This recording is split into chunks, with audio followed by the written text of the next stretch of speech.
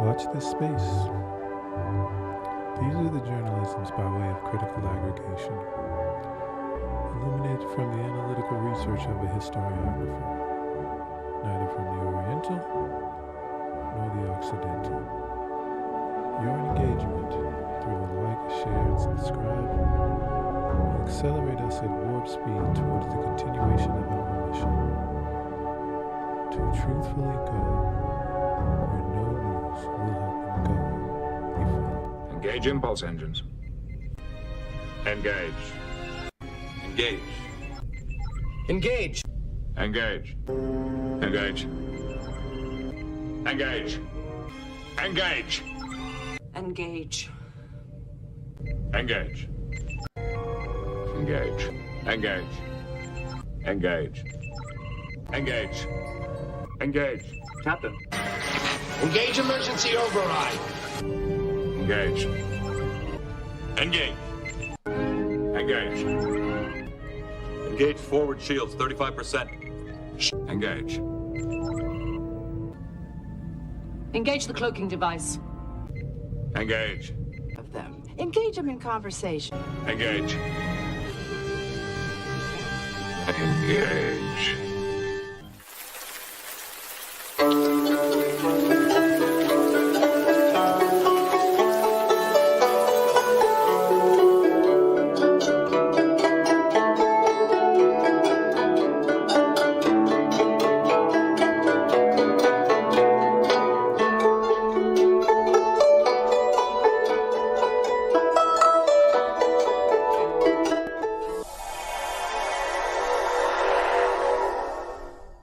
Russia suspends U.S. arms treaty. Watch this space.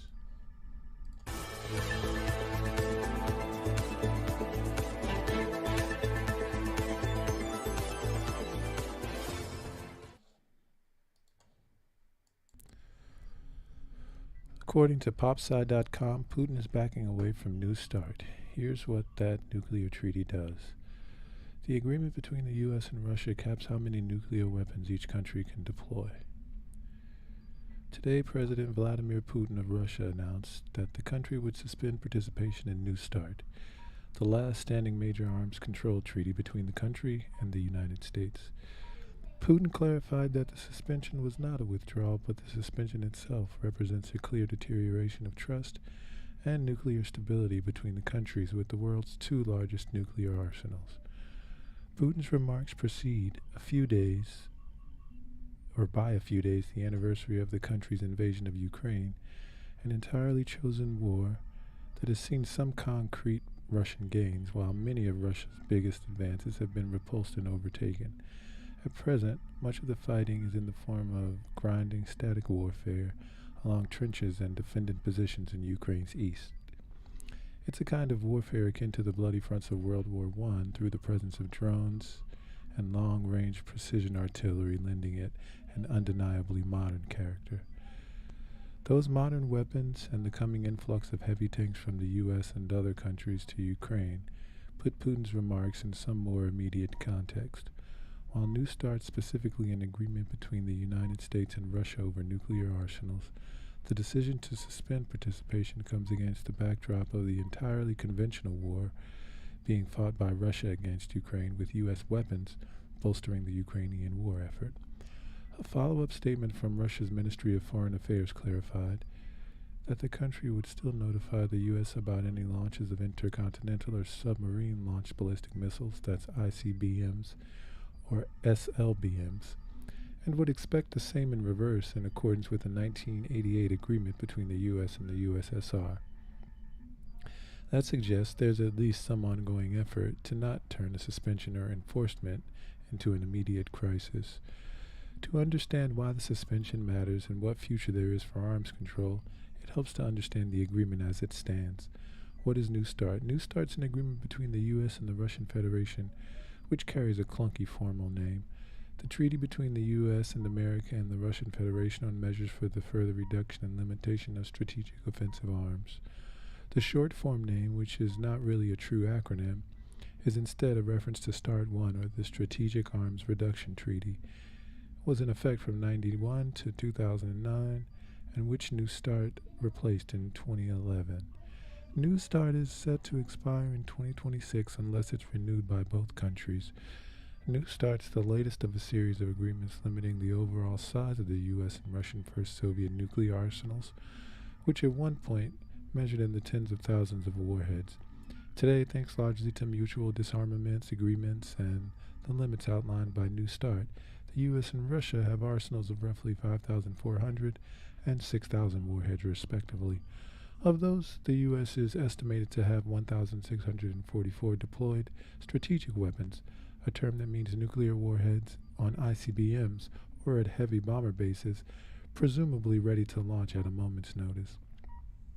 Russia's estimated to have around 1,588 deployed strategic weapons. As the START Department outlines, the treaty limits both countries to 700 total deployed ICBMs, SLBMs, and bombers capable of carrying nuclear weapons.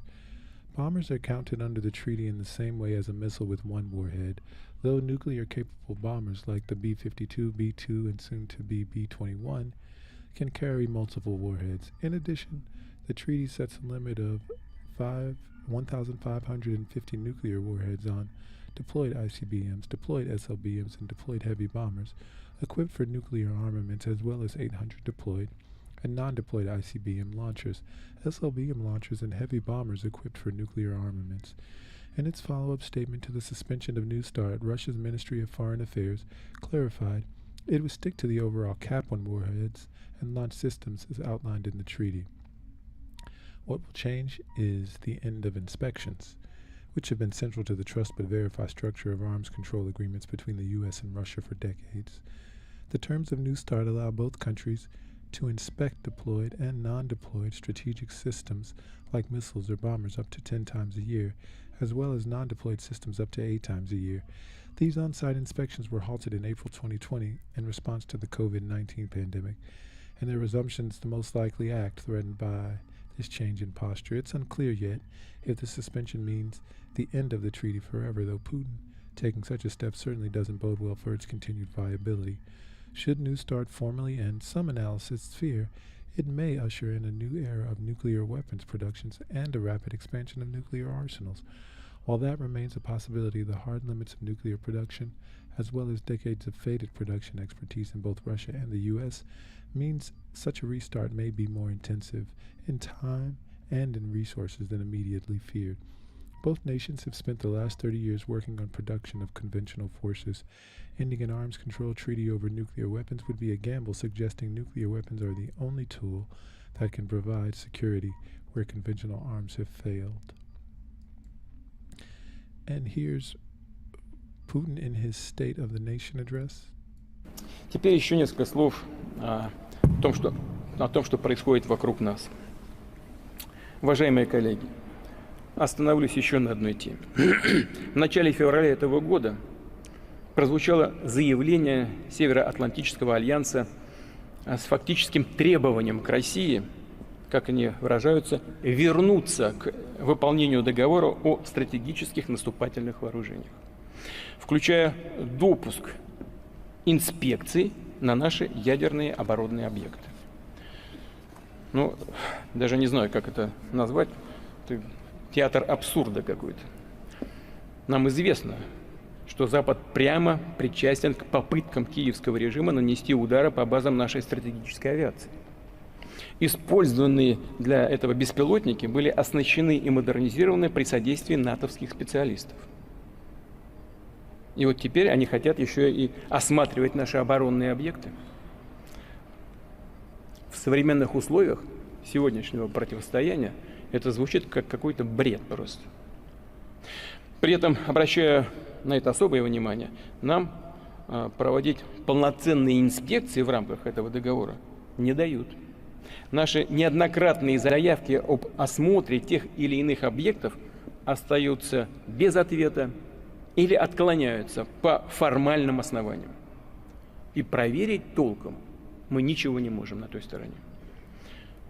Хочу подчеркнуть, США и НАТО прямо говорят о том, что их цель – нанести стратегическое поражение России. И что после этого они как ни в чем не бывало собираются разъезжать по нашим оборонным объектам, в том числе новейшим. Неделю назад, например, мною подписан указ о постановке на боевое дежурство новых стратегических комплексов наземного базирования. Они и туда собираются сунуть свой нос. И думают, что так просто. Мы их туда пускать будем просто так. Выпустив со своим коллективным заявлением, выступив со своим коллективным заявлением, НАТО фактически сделало заявку на то, чтобы стать участником договора о стратегических наступательных вооружениях. Ну, мы с этим согласны. Пожалуйста.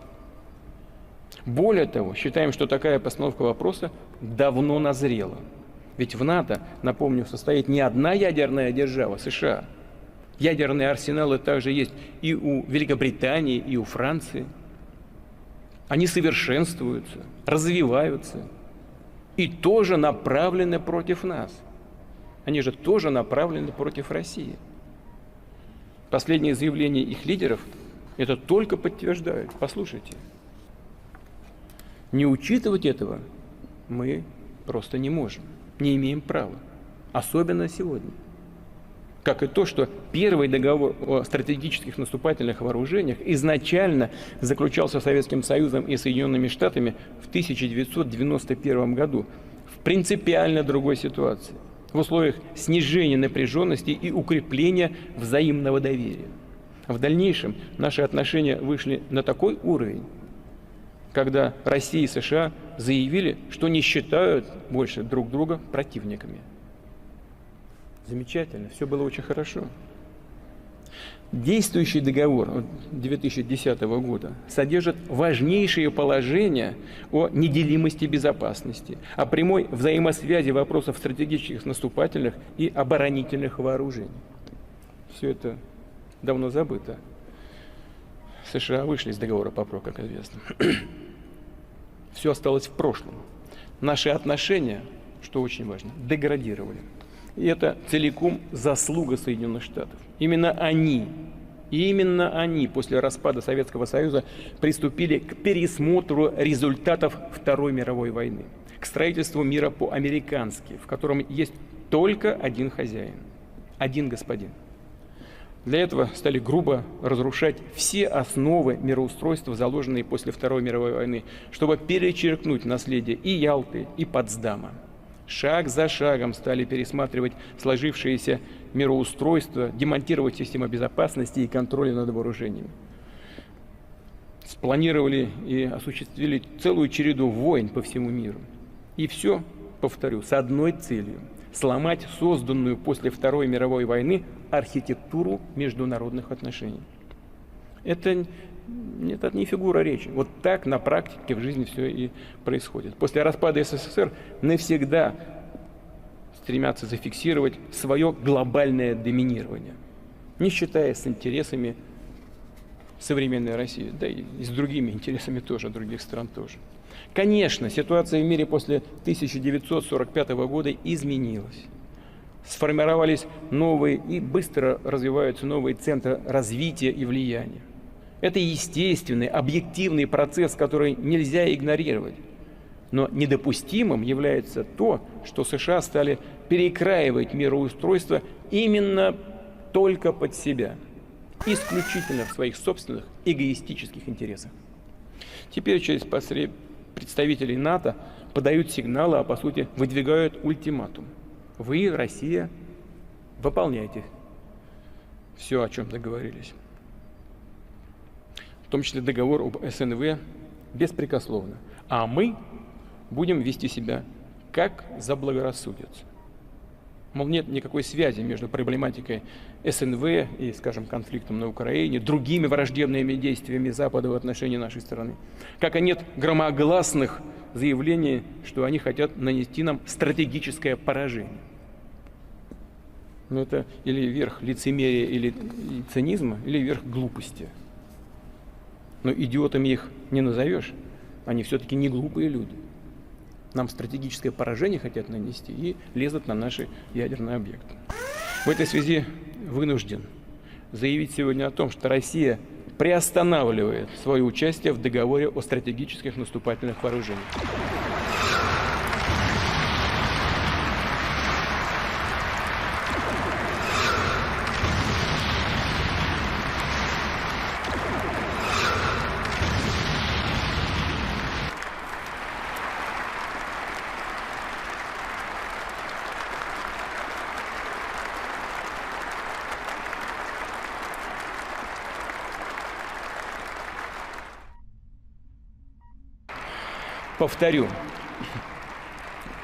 Повторю, не выходят из договора. Нет, а именно приостанавливает свое участие. Но прежде чем вернуться к обсуждению этого вопроса, мы должны для себя понять, на что все-таки претендуют такие страны Североатлантического альянса, как Франция и Великобритания. И как мы будем учитывать их стратегические арсеналы, то есть совокупный ударный потенциал альянса. Вот они сейчас своим заявлением сделали, по сути, заявку на участие в этом процессе. Ну, слава богу, давайте, мы не против. И не нужно только пытаться вновь всем врать, строить из себя поборников мира и разрядки. Мы же знаем всю подноготную, знаем, что истекают гарантийные сроки годности к боевому применению отдельных видов ядерных боеприпасов в Соединенных Штатах. И в этой связи некоторые деятели в Вашингтоне, нам это доподлинно известно, задумываются уже о возможности натуральных испытаний.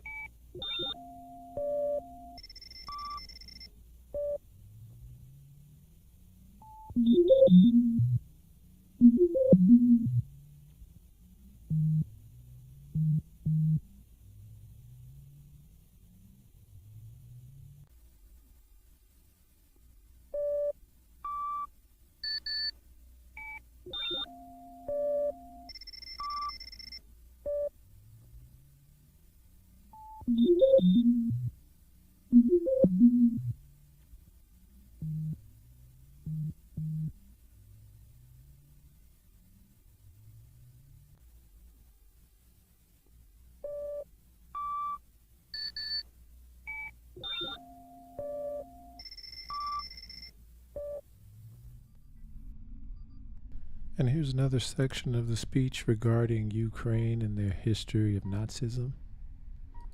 Об устойчивом развитии, об экологии. Куда все делось? Куда все подевалось? При этом поток денег на войну не уменьшается. Также не жалеют средств на поощрение смут и переворотов в других странах, причем, опять же, по всему миру. На недавней конференции в Мюнхене звучали бесконечные обвинения в адрес России. Складывается впечатление, что это делалось лишь для того, чтобы все забыли, что натворил так называемый Запад за последние десятилетия. А это они выпустили джина из бутылки. Целые регионы погрузили в хаос. По оценкам самих американских экспертов, в результате войн, хочу обратить на это внимание, не мы придумали эти цифры, американцы сами дают. В результате войн, которые развязали США после 2001 года, погибло почти 900 тысяч человек. Более 38 миллионов стали беженцами. Все это они сейчас просто стереть из памяти человечества. Делают вид, что ничего не было. Но этого в мире никто не забыл и не забудет. С людскими жертвами и трагедиями никто из них не считается. Потому что на кону стоят, конечно, триллионы долларов. Возможность и дальше обкрадывать всех, прикрываясь словами о демократии и свободах, насаждать неолиберальные, тоталитарные по своему сути ценности. Навешивать ярлыки на целые страны и народы, публично оскорблять их лидеров. Подавлять инакомыслие в своих собственных странах, создавая образ врага, отвлекать внимание людей от коррупционных скандалов. С экранов ведь не сходит все это. Мы все это видим. От растущих внутренних экономических, социальных, межнациональных проблем и противоречий. Напомню, в 30-е годы прошлого века Запад фактически открыл нацистам путь к власти в Германии. А в наше время из Украины они стали делать антироссию. Проект на самом деле не новый. Люди, которые хоть немножко погружаются в историю, знают прекрасно. Этот проект уходит корнями еще в XIX век. Его взращивали и в Австро-Венгерской империи, и Польше, и другие страны с одной целью – оторвать эти исторические территории, которые сегодня называются Украиной, от нашей страны. Вот в чем эта цель. Ничего нового нет, никакой новизны. Все повторяю это. Запад форсировал реализацию этого проекта сегодня, поддержав переворот 2014 года. Ведь переворот кровавый, антигосударственный, антиконституционный, как будто ничего не произошло, как будто так и надо. Сообщили даже, сколько денег на это истратили. В идеологическом... So there it is, the recent 2014 coup orchestrated by the United States is something that, that's in our recent history.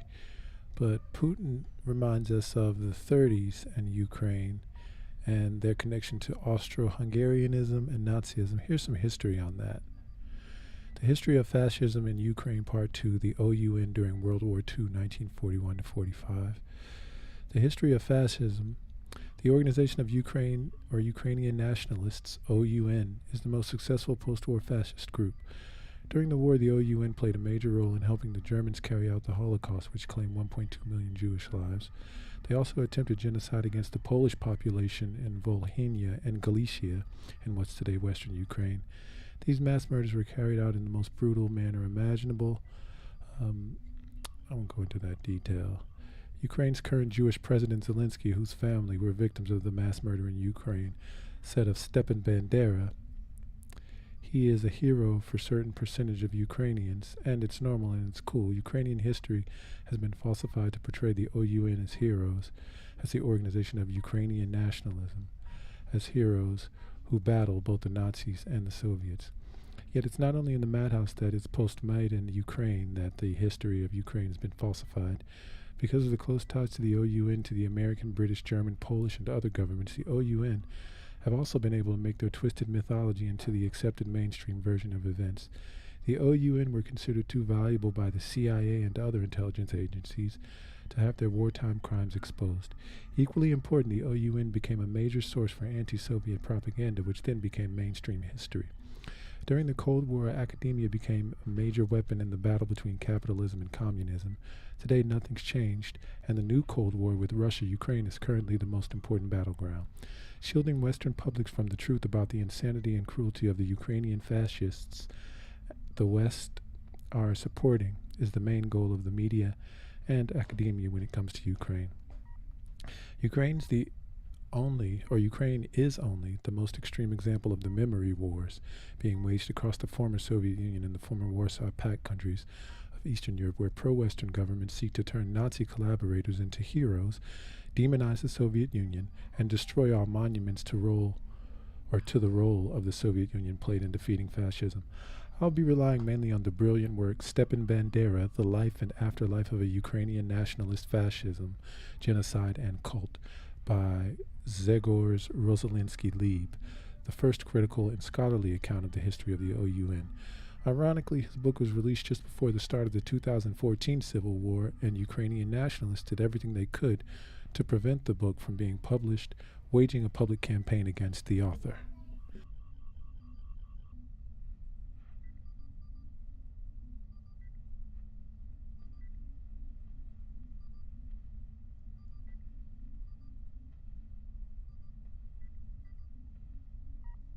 So in part one of the series is described the origins of Ukrainian nationalism and its transformation into a fascist movement. It's also explained how present-day Ukraine had long been divided, with central and eastern Ukraine controlled by Russia. Western Ukraine, which was originally part of Poland, became part of the Austro-Hungarian Empire when Poland was dismembered in the 18th century. After World War I, it became a part of a reborn Poland known as the Second Republic, which had absorbed the short-lived Republic of Western Ukraine. I traced the origins of the OUN and its terrorist campaign with Poland. The OUN engaged in its assassination, massacres, arson, and other crimes. This landed the leader of the OUN's homeland executive, Stepan Bandera, in prison, although his 2 trials made him famous. The OUN was controlled by its leaders in exile. After Stepan Bandera escaped from prison thanks to the German invasion of Poland in September 1939, he tried to seize the leadership of the OUN. This led the organization to split into an OUNM, answering to Andrea Melnik, and OUN-B answering to Bandera. During the brief 2-week window after the German invasion of Poland, but prior to the Soviet invasion, the OUN massacred thousands of Jews and also murdered many of the defeated Polish army who were trying to escape or return home. The OUN leaders then headed for Western Poland. Eastern Poland became Western Ukraine. Once the Soviets arrived, they reunified Ukraine and cracked down hard on Polish nationalists as well as on the OUN. I'm going to push back on this term, crack down. I'd like to, come up with an alternative, more distinct, more direct term. The exiled OUN leaders in German-occupied Poland, known as the General Government, along with tens of thousands of their supporters who fled the Soviets, were busy working closely with the Germans, who had been their sponsors for decades, to plan the invasion of the Soviet Union. Stepan Bandera and the other OUN-B leaders wrote down their plans in the months before the German invasion of the Soviet Union. It was known as the Struggles and Activities Plan. It called for the OUN-B to activate its networks to give a welcome to the Nazis and form militias for eliminating Jews, Poles, and all non-Ukrainians, as well as any Ukrainians who oppose the OUN. The OUN-B came up with a bunch of fascist, anti-communist, and anti-Semitic slogans with which to blanket the country. The OUN-B and OUN-M were both working closely with the Abwehr, German military intelligence, who provided military training, police training, and political training. 800 OUN-B members joined special task forces who were to follow the Wehrmacht into the Soviet Union and mobilize Ukrainians to support their planned Nazi puppet government. 800 other OUN-B members joined the Nachtigall Battalion, which was controlled by the Abwehr. The OUN-B also had a network of 20,000 active members in Soviet Western Ukraine, along with 1.5 million supporters that could be mobilized. The OUN-B planned to declare an independent Ukrainian state with Stepan Bandera as its providnik or fascist dictator. Hitler, however, had other plans for Ukraine. Hitler viewed Ukrainians as subhuman Slavs like the Russians, who would have to be massacred or enslaved to make way for German settlers. Ukraine's rich black soil would feed the German Reich. Hitler thought Ukraine would be for Germany what India was for the British or America was for the U.S., who wiped out the Native Americans. The OUN did have a major Nazi ally in the form of Alfred Rosenberg, Reich Minister for the occupied Eastern Territories. Rosenberg saw the potential of an OUN-controlled Ukraine as a valuable ally. This was the situation on the eve of Nazi Germany's invasion of the Soviet Union, which began on 22 June 1941. The war would lead to the death of 27 million people in the Soviet Union. 5.2 million civilians would die in Ukraine. 2.3 million Ukrainians would be deported to German slave labor camps. 2.7 million Jews, 1.6 million would be killed. 700 cities and towns were destroyed in Ukraine, along with 28,000 villages. The impact of the OUN on the success of the Nazi plans to exterminate Jewish people was dramatic. In areas that had been long subjected to OUN propaganda to Western Ukraine, local Jews had much less chance of survival. In Ternopil in Western Ukraine, 97% of them were killed. In contrast, in Kharkov in Eastern Ukraine, 91% of them survived. The OUN-B has been warned in advance of the invasion date and has smuggled the struggles and activity plan into Ukraine with its blueprint for the coming genocide. OUN activity spread out across the countryside, settling up militias and local governments on 25 June 1941.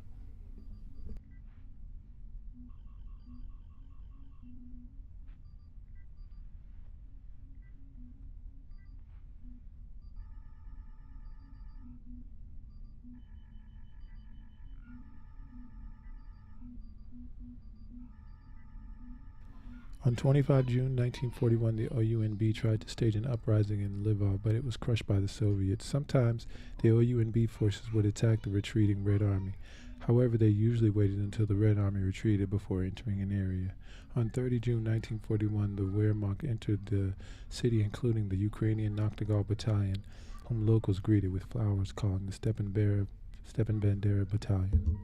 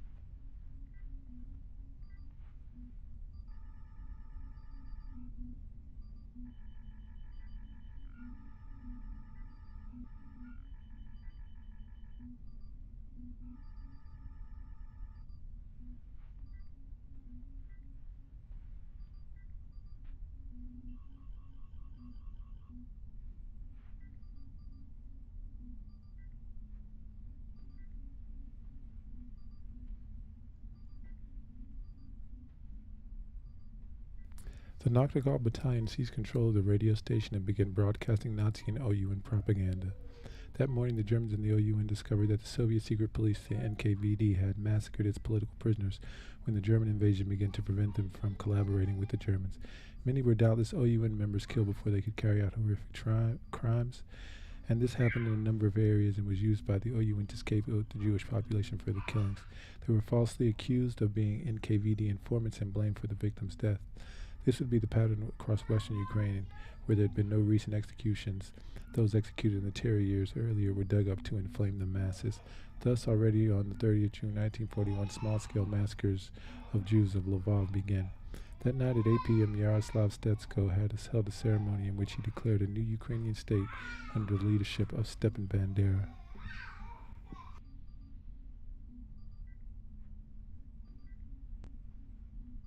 Here's Revenge of the Cis on Russia. Actually, this is particularly on Russia removing themselves from the arms treaty as well. Does he have subtitles? I understand him perfectly. Possible concern that the Chinese could, in the future, start helping Russia with lethal aid. How big of a concern is that right now? Oh, I guess the mic is fucking up. Yeah, because it's picking up the, yeah. We do have concerns that China is considering providing military assistance to Russia. How dare they? Whoa! They're not even involved in this. It's almost like, can you imagine a mega power getting involved in a dispute that doesn't affect them? Power. Can you imagine? Nuclear. It's pronounced nuclear. Can you imagine how crazy that would be? That would be nuts. Who would do that? That's a red line that we don't cross. Not here. I got some bad news. What's that? Turns out that's a red line that we do cross. Oh, okay. Well, then I apologize. Oh, name a dozen times. I could name 24. I know. We need another Vietnam to thin out their ranks a bit. We saw no, Russia that's and 24. China announce a no-holds partnership about a year ago, and obviously have concerns about China continuing to bolster Russia as they're continuing to prosecute this war. And I heard that Coca-Cola will be moving all their processing plants to China, so all our Coke will have PP in it now, and we are fucked. No. Great. Yeah. Can we just get it from Mexico? We get the sugar instead. I mean, yeah, but I've never tasted Mexican pea. But if it's better as sugar, I guess it's fine. I don't know. The U.S. price tag for helping Ukraine battle Russia so far, $113 billion. I looked it up. Now, Germany, which is actually the biggest ally that's closest to them, how much money do you think Germany's given them? I looked it up. I already know the answer. $38. Oh, no, more than, perhaps more than that. 10 million. Something small. It's 10 billion. Oh, okay. And we've given them $113 billion. I'm shocked that it's a 10-to-1, really, to be honest. Actually, it's usually 0-to-1. But then somebody did the math, like country per capita, how much like they give. Germany's number 9 on the list versus how big they are versus how much they've given. And it's also, I love that it's just implied that you got to give or the whole thing goes dark. You got to give. You got to give. That number could grow exponentially if Russia winds up helping China. If Russia winds up getting that Chinese help, and if Putin starts carrying out nuclear tests now that he is suspending the U.S.-Russia New START nuclear treaty. Oh, cool. What's important is that our relations have degraded. The responsibility for that is fully. Guess how much we paid? Guess how much we spent on World War II? I mean, I don't know. Tell me, how much did we spend? We spent 296 billion. Oh, okay. During World War II, to actually fight 2 fronts in the Pacific and in Europe, and drop 2 nukes. And drop 2 nukes while funding naval efforts across the entire fucking world for 5 years. That was 296 billion. We're already at 113 billion. But I understand. But here's the difference. Winston Churchill didn't need to buy a new beach home in Miami like fucking Zelensky did. You moron. Yeah, thanks, Virgie, for the reminder that things were better in the good old days. We know. Back in my day, we could commit a war crime for just $20 billion, and then you'd also get to see a little tiny news reel in the middle. You get to see a cartoon and a newsreel. Oh, and the popcorn was only a nickel. The Vietnam War cost us 111 billion. And we lost. And we Well, don't worry, we're gonna lose this one too. It's great. We'll be fine. It's gonna be all right. We don't win wars. This is the U.S. We start them, facilitate them, fund them, and then back away slowly. It's basically like when Jim Cramer says something's a buy. When America declares war on it, that thing has already won. Yeah, it's drugs, fucking failing education system, fucking all that shit. Poverty. Yeah, poverty. terrorism. Terror one. We're not good at this. We're not great. No. We should stop declaring war on things. Yeah, that's a good point. We really Almost should. like U.S. English mixes the word war and concession. Can we please? Me fail English? That's impossible. United States. Can we declare a war on white people so white people could win again? They can't be silly people. They want to deliver us a strategic defeat while crawling into our strategic nuclear objectives. Regarding this, I have to say that Russia suspends its participation in the New START treaty. We are getting closer and closer to fucking just Armageddon, and all of this because I don't care what the fuck you stupid assholes say. All of this because Biden owes Ukraine a favor for getting his crackhead kid a job. Cool. Jesus Christ, we didn't even get to kill the fucking Duke or anything this time. It was just fucking a crackhead with a laptop. That's all. That's what started World War III. A crackhead with a laptop. Yeah, we saw the movie, Royce. We all riffed it. Yeah, it was so bad, that movie. My son Hunter. A few minutes ago, the Secretary of State Tony Blinken is saying that Russia pulling out a New START is a new problem for the West. The announcement. No, I said, hey, Blinken. Is deeply unfortunate. Now, if you'll excuse me, I got to go play the bass. Is he a bassist? I thought he was a good bassist guy. Is he he plays or the guitar maybe? No, it might be the bass. I think it's the bass.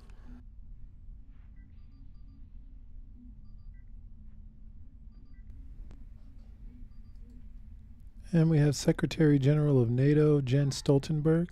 Regret today's decision by Russia to suspend its participation in the New START treaty.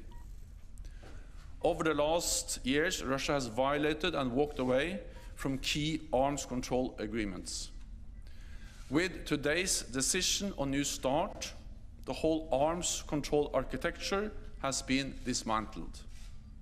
I strongly encourage Russia to reconsider its decision and to respect existing agreements. More nuclear weapons and less arms control makes the world more dangerous. And that's the reason why in NATO we have worked so hard to engage Russia on issues related to arms control, and why NATO allies have supported the New START. And also why I'm calling on Russia today to reconsider its decision to suspend its participation in the New START agreement.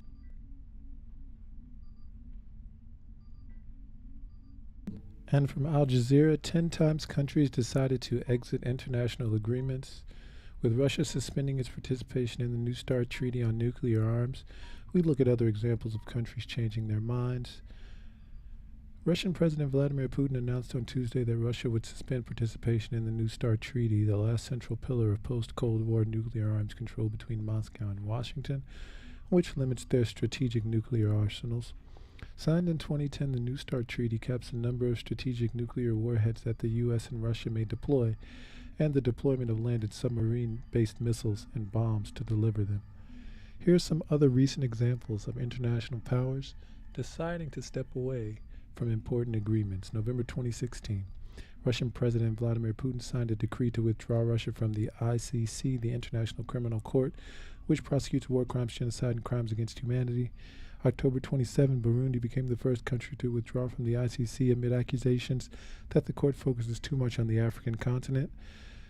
U.S. President in 2018, Donald Trump, announced that the U.S. was effectively withdrawing from the Iran nuclear deal, defying last-ditch diplomatic efforts by his European allies to convince him otherwise. October 2018, the U.S. terminated the Treaty of Amity reached in 1976 with Iran, which was supposed to facilitate commercial relationships, tax structures, and access to each nation's court systems. I noticed 1979 was the revolution in Iran as well. It may have facilitated that. August 2019, the U.S. formally withdrew from the Intermediate Range Nuclear Forces Treaty, a landmark arms control agreement with Russia, claiming it undermined U.S. national security interests. In 1987, it was the U.S. and Soviet Union leaders Ronald Reagan and Mikhail Gorbachev signed the INF Treaty, which required both countries to eliminate land-based nuclear, ballistic, and cruise missiles with a range of 500 kilometers to 5,500 kilometers. The treaty's expiration now enables the U.S. to resume the development of its medium-range land-based arsenal. In May 2020, Trump decided to withdraw the U.S. from the 92 Open Skies Treaty, which authorized countries to fly over each other's territory to conduct unarmed observation flights.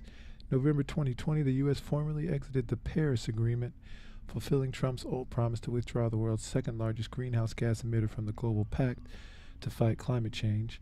In 2021, with a presidential decree published in the Official Gazette on March 20th, Turkey pulled out of the Council of Europeans Convention on Preventing and Combating Violence Against Women and Domestic Violence in a sudden but not unexpected move. In February 2022, Russia also withdrew from the Open Skies Treaty. On November 18th, following in the footsteps of Poland 2022,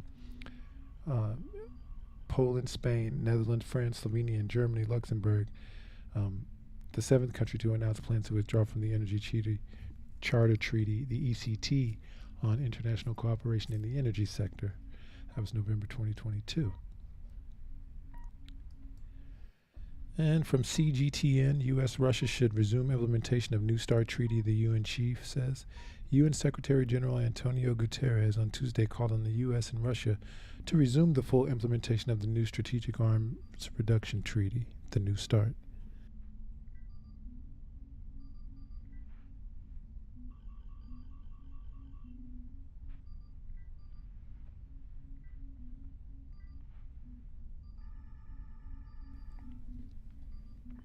Asked about Guterres' reaction to Russian President Vladimir Putin's announcement that his country will suspend its participation in the New START nuclear arms reduction treaty, spokesperson Stephanie Dujarric said the Secretary General's position is that the U.S. and Russia should resume the full implementation of the treaty without delay. The New START and successive bilateral treaties on strategic nuclear arms reduction between the two countries have provided security not only for Russia and the U.S. but also for the entire international community, said Dujarric. A world without nuclear arms control is far more dangerous and unstable one without potentially catastrophic consequences. Every effort should be taken to avoid this outcome, including through an immediate return to dialogue, he told a daily press briefing. Asked whether Guterres has plans to talk to Putin on the issue of the New START or the conflict in Ukraine, Dujarric said he had nothing to share at that point. Putin made the announcement while delivering his State of the Union address, noting that certain figures in Washington are considering nuclear weapon tests to develop new types of nuclear weapons. Putin said in this situation, the Russian Defense Ministry and Rosatom, Russia's state atomic energy corporation, must ensure readiness for testing Russian nuclear weapons. Of course, we'll not be the first to do this, but if the U.S. conducts a test, then we will, Putin said. The New START, the last remaining nuclear arms control treaty enforced between the two nuclear superpowers, can be extended by a maximum of 5 years with the consent of the two countries. Russia and the U.S. officially extended the treaty by 5 years on February 3, 2021. And watch this space. Watch this space. We'll be back with more world news.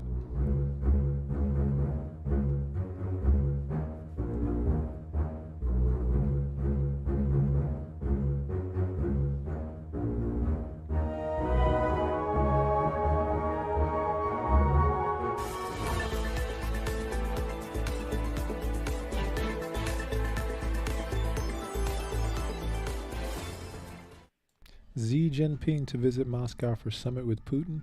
Top diplomat Wang Yi, who is currently in Moscow, has said ties between the two countries are rock solid. Chinese leader Xi Jinping is preparing to visit Moscow for a summit with Russian President Vladimir Putin in the coming months, according to the Wall Street Journal. Citing people familiar with the plan, the newspaper said on Tuesday that Xi-Putin summit was part of a Chinese effort to play a more active role in bringing the year-old war to an end and part of a push for multi-party peace talks. China will also use the summit to reiterate calls that nuclear weapons should not be used, the report added. And from weeklyblitz.net, peace tour, what Wang Yi came to Russia with. After a week of traveling around European countries, Wang Yi, head of the Office of the Foreign Affairs Commission of the CPC Central Committee, landed in Moscow. Formerly, his visit was a preparation for the expected visit to Russia in the spring of Chinese President Xi Jinping. However, the most burning topic of Wang Yi's meetings with the Russian politicians and earlier with European and Kiev diplomats was the plan for a peaceful settlement of the Ukrainian conflict announced by Beijing. At the same time, the pacifist drive of Chinese diplomacy is largely associated with the desire to dampen European criticisms of Russia's support, while not distancing itself from ties with Moscow, experts believe, calling for peace and handing out knives. Formerly, the visit of Wang Yi, head of the Chancellery of the Commission of the CPC Central Committee of Foreign Affairs, to Moscow, was considered a preparatory stage for the spring visit to Russia by Chinese President Xi Jinping, which, by the way, Chinese side has not yet ironically confirmed. However, for the vast majority of the expert community, it turned out to be of interest to others. In what vein the main Chinese diplomat will speak on the Ukrainian topic. The conflict, which has been setting the tone for all world politics for the past years, has somehow already become one of the central subjects at Wang Yi's meetings in a number of European capitals prior to his arrival in Moscow. Recall that before Russia, the chief Chinese diplomat managed to visit France, Italy, Hungary, and at the International Security Conference in Munich. In Germany, by the way, he held a bilateral meeting with the Ukrainian Foreign Ministry, Dmitry Kuleba, whom he assured China is always on the side of peace and dialogue, insists on peace negotiations, and doesn't want the crisis to drag and to escalate. In turn, the Ukrainian minister, according to Xinhua news agency, noted that Kiev attaches great importance to China's position on the political settlement of the Ukrainian issue and hopes that Beijing will continue to play a constructive role in resolving it. Head of the Office of the Foreign Affairs Commission of the CPC Central Committee, Wang Yi, and Ukrainian Foreign Minister Dmitry Kuleba during a bilateral meeting at the International Security Conference in Munich. There was a picture there. And by the way, the fact that Kiev doesn't hold a grudge against Beijing like the United States and many in the West is indirectly evidenced by rather cautious statements on this subject by the Ukrainian leader. In particular, in a recent interview with German Welt, Volodymyr Zelensky noted that Ukraine would like to see China as an ally. The president also said, if China would enter into an alliance with Russia, there would be a world war. And I think China is aware of this.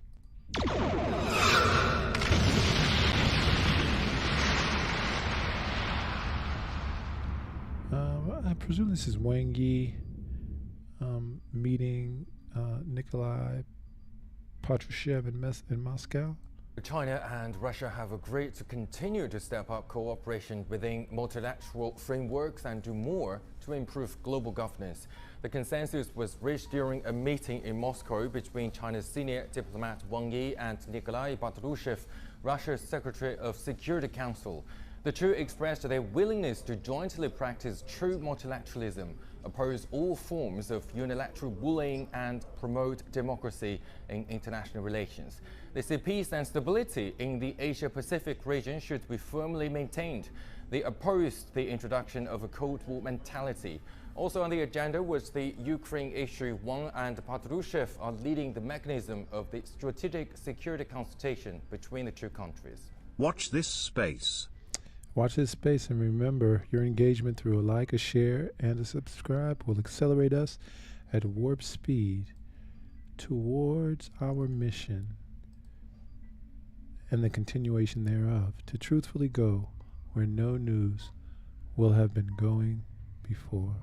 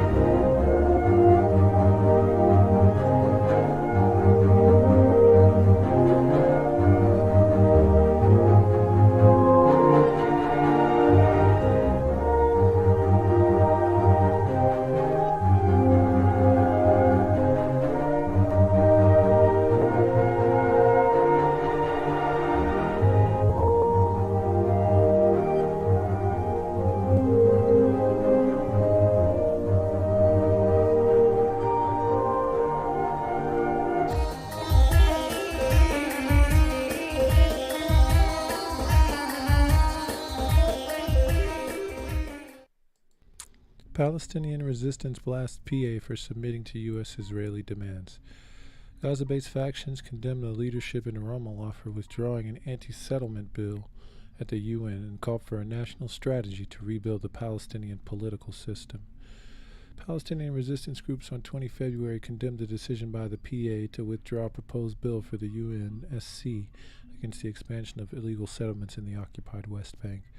The PA's withdrawal of the anti-settlement bill is considered a retreat for unguaranteed gains, member of Hamas Political Bureau Bassem Naim said in a statement, adding that the decision shows Ramallah reinstated security cooperation in return for tactical measures offered by the enemy, freezing settlement expansion until the end of Ramadan.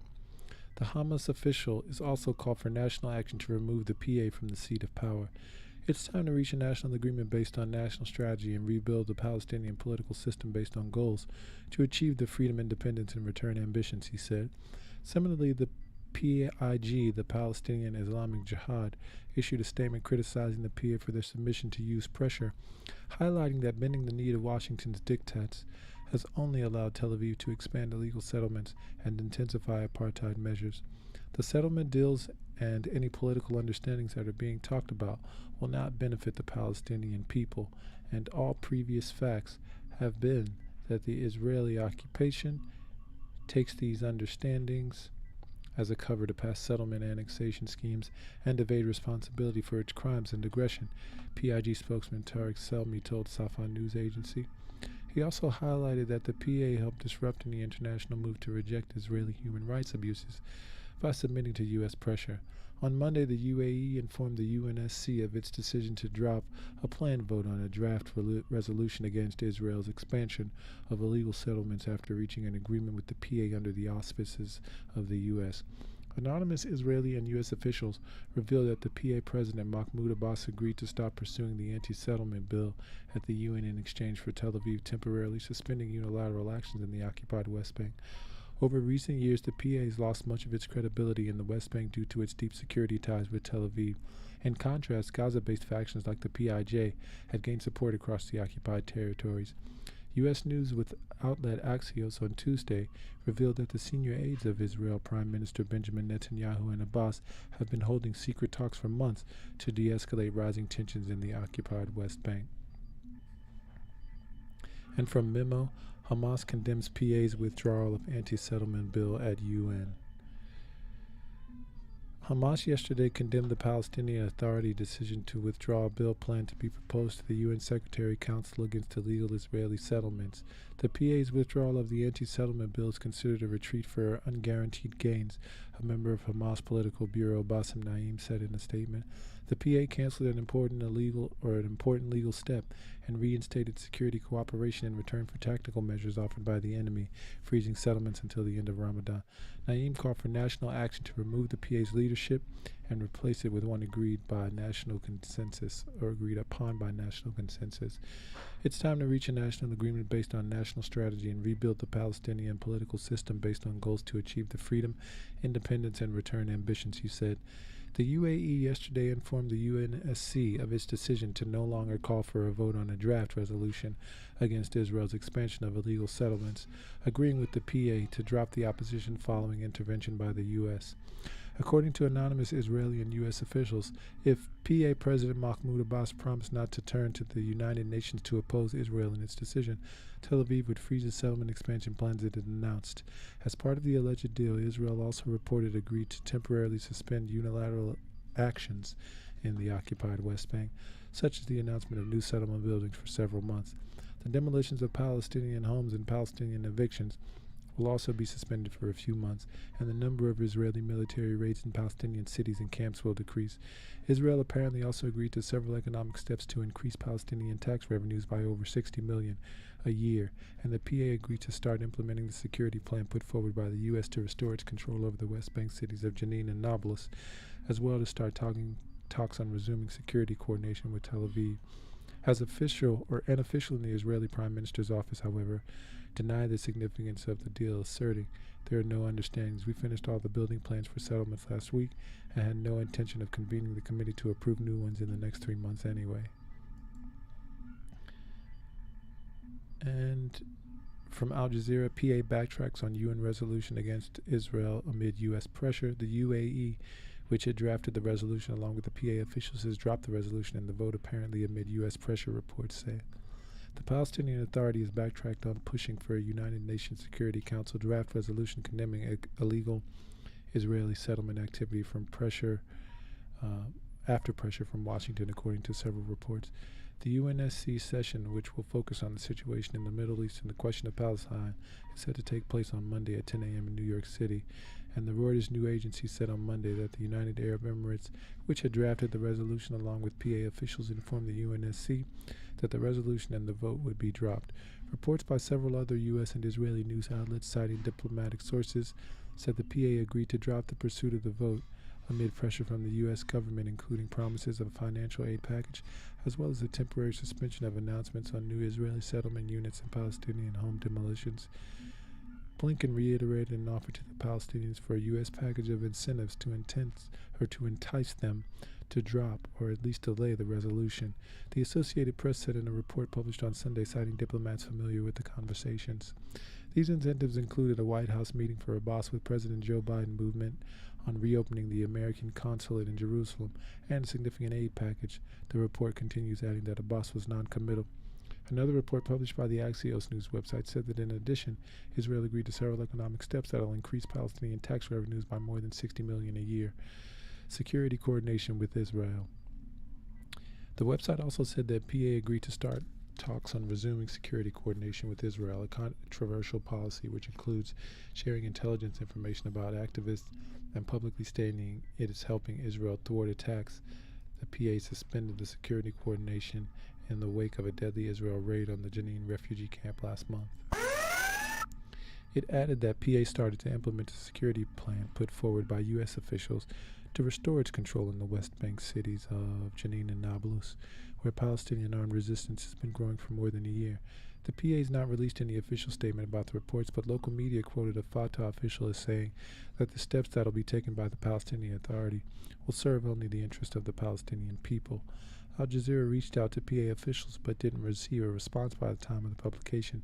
Speaking to Al Jazeera, longtime Palestinian politician Mustafa Barghouti said a decision by the PA to withdraw the vote goes against the Palestinian national struggle. We reject equating between two sides, one that's an aggressor and an occupier and the other that's living under occupation and apartheid. Some are saying we need to focus on diplomatic and political resistance, so why has the decision been withdrawn? Even diplomatic resistance is forbidden, even resistance based on international law. We call on the Palestinian Authority not to approve withdrawing the resolution, Barghouti added. The situation on the ground has become increasingly tense over the past few months under Israel's new extreme right-wing government, which is taking steps to further ignite tensions, including significantly increasing home demolitions in occupied East Jerusalem and the West Bank, and carrying out several large deadly raids in Palestinian cities. Most recently, on February 13th, the Israeli government approved the legislation of 9 settlement outposts and announced plans to advance thousands of new illegal settlement units, which prompted the UNSC draft resolution. The Palestinian Foreign Ministry said in a statement that decision crossed all red lines and undermined the revival of the peace process. The U.S. has criticized Israel's decision to expand the settlements, but at the same time also expressed its reservations against pushing for the UN to denounce the move. Meanwhile, Israel told the U.S. on Monday that it will not authorize new settlements in the coming months. The PA, which has pockets of limited control, claims the 1967 occupied territories of the West Bank, East Jerusalem, and the Gaza Strip as future Palestinian state. About 700,000 Israeli states or settlers live in illegal settlements across occupied East Jerusalem and the West Bank. In response to the dropping of the UNSC vote, Martin Konechny, head of the European Middle East Project, said anyone framing this as a U.S. diplomatic success is taking a very narrow and biased lens. This is a U.S. arm twisting Palestinians to shelve entirely legitimate resolutions sidelining UNSC as a guardian of international order and shielding Israel's expansionism, he added. PA backtracks on UNSC resolution in exchange for reduced Israeli raids. The Israeli government agreed to the reduced military raids in the occupied West Bank in exchange for the PA withdrawing its support for a UN Security Council resolution calling for an immediate halt of illegal Jewish settlement expansion, the New Ab reported. This is PalestineChronicle.com. Israel forces have been escalating raids on Palestinian cities and towns in the occupied West Bank since last year, killing at least 48 Palestinians since the beginning of the year.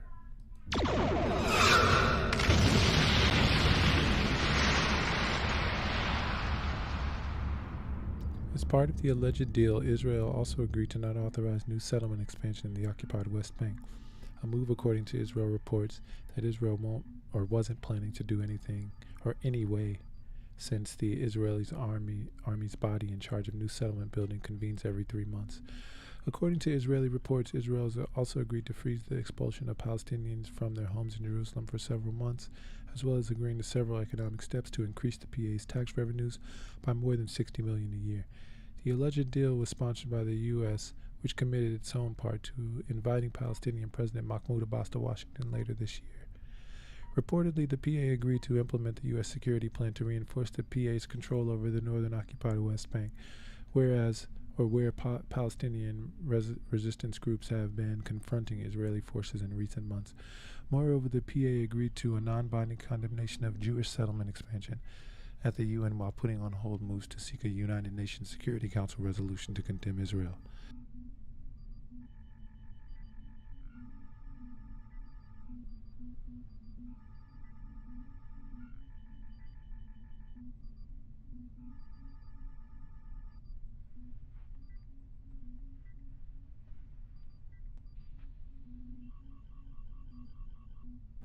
Meanwhile, Israeli forces raided the northern occupied West Bank city of Nablus again on Monday, causing tens of Palestinians to asphyxiate with tear gas.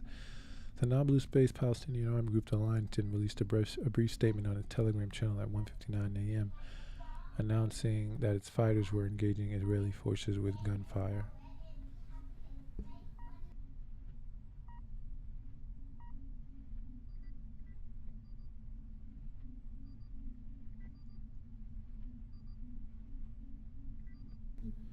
UN Security Council voices dismay over Israeli settlements. Watered-down statement replaces draft resolution that would have explicitly condemned Israel's statement activities. The United Nations Security Council has expressed deep concern and dismay over Israel's settlement activity in a watered-down statement replacing a draft resolution that would have explicitly condemned Israeli policies. The UNSC presidential statement approved on Monday by all 15 members of the Council, including the U.S., also underscored what it called the obligation of the Palestinian Authority to renounce and confront terror. The Security Council reiterates that continuing Israeli settlement activities are dangerously impairing the viability of the two-state solution based on the 1967 lines, the Council said. The symbolic measure came in response to a decision by the Israeli government earlier this month to authorize thousands of settlement units in the occupied West Bank and retroactively legalize unlawfully built settlement outposts. We're very happy that there was a very strong united message from the Security Council against Israel's illegal unilateral measure, Riyad Mansour, the Palestinian envoy to the UN, told reporters on Monday. Last week, the UNSC appeared set to vote on a draft resolution calling for an end to Israel's settlement expansion, but reports by several U.S. and Israeli news outlets citing diplomatic sources said the PA agreed to drop its pursuit of the vote amid pressure from the U.S. government, including promises of a financial aid package. As part of the deal, the sources said Israel would temporarily suspend announcements for new settlement units and Palestinian home demolitions. The Reuters news agency said on Monday that the UAE, which had drafted the resolution along with PA officials, informed the UNSC that the resolution and vote would be dropped. The resolution would have demanded Israel immediately and completely cease all settlement activities in the occupied Palestinian territory. Israel captured the West Bank, including East Jerusalem and Gaza, in 1967. Since then, it's built settlements housing hundreds of thousands of Israelis on the occupied lands, which Palestinians seek as part of their future state. International law explicitly prohibits occupying powers from transferring their civilian population into occupied territories. A UN expert has previously called Israeli settlements a war crime. Monday's UNSC statement called on parties to observe calm and restraint and to refrain from provocative actions, incitement, and inflammatory rhetoric. It also urged full respect for international human law, including the protection of the civilian population. The Security Council reaffirms the rights of all states to live in peace within security and internationally recognized borders and stresses that both the Israeli and Palestinian people are entitled to equal measures of freedom, security, property, justice, and dignity. It read echoing language that U.S. President Joe Biden and his top aides regularly employ. Israel rejected the statement as one-sided, criticizing Washington specifically for backing it. The statement should never have been made, and the United States should never have joined it, Netanyahu's office said. Louis Charbonneau, UN director at Human Rights Watch, said the UNSC should clearly condemn settlements. While it's helpful to have the UN Security Council criticize Israeli human rights violations against the Palestinians, today's statement, diluted under pressure from the U.S. and Israel, is a far cry from the full-throated condemnation the grave situation deserves, Charbonneau wrote in the tweet. At the UNSC on Monday, U.S. envoy Linda Thomas-Greenfield unambiguously voiced U.S. opposition to Israel's settlement activity, but didn't condemn the Israeli policy. These unilateral measures exacerbate tensions. They harm trust between the parties, she said of Israel's settlement announcement. They undermine the prospects for a negotiated two-state solution. The U.S. does not support these actions, full stop. In his own statement to the Council on Monday, Mansour, the Palestinian envoy, warned that the situation could soon reach a point of no return. Every action we take now matters. Every word we utter matters. Every decision we delay matters, he said. And Israel, accused of imposing a system of apartheid by lending human rights organizations like Amnesty International, received at least $3.8 billion of U.S. aid annually. And remember, your engagement through a like, a share, and subscribe will accelerate us at warp speed towards the continuation of our mission to truthfully go where no news will have been going before.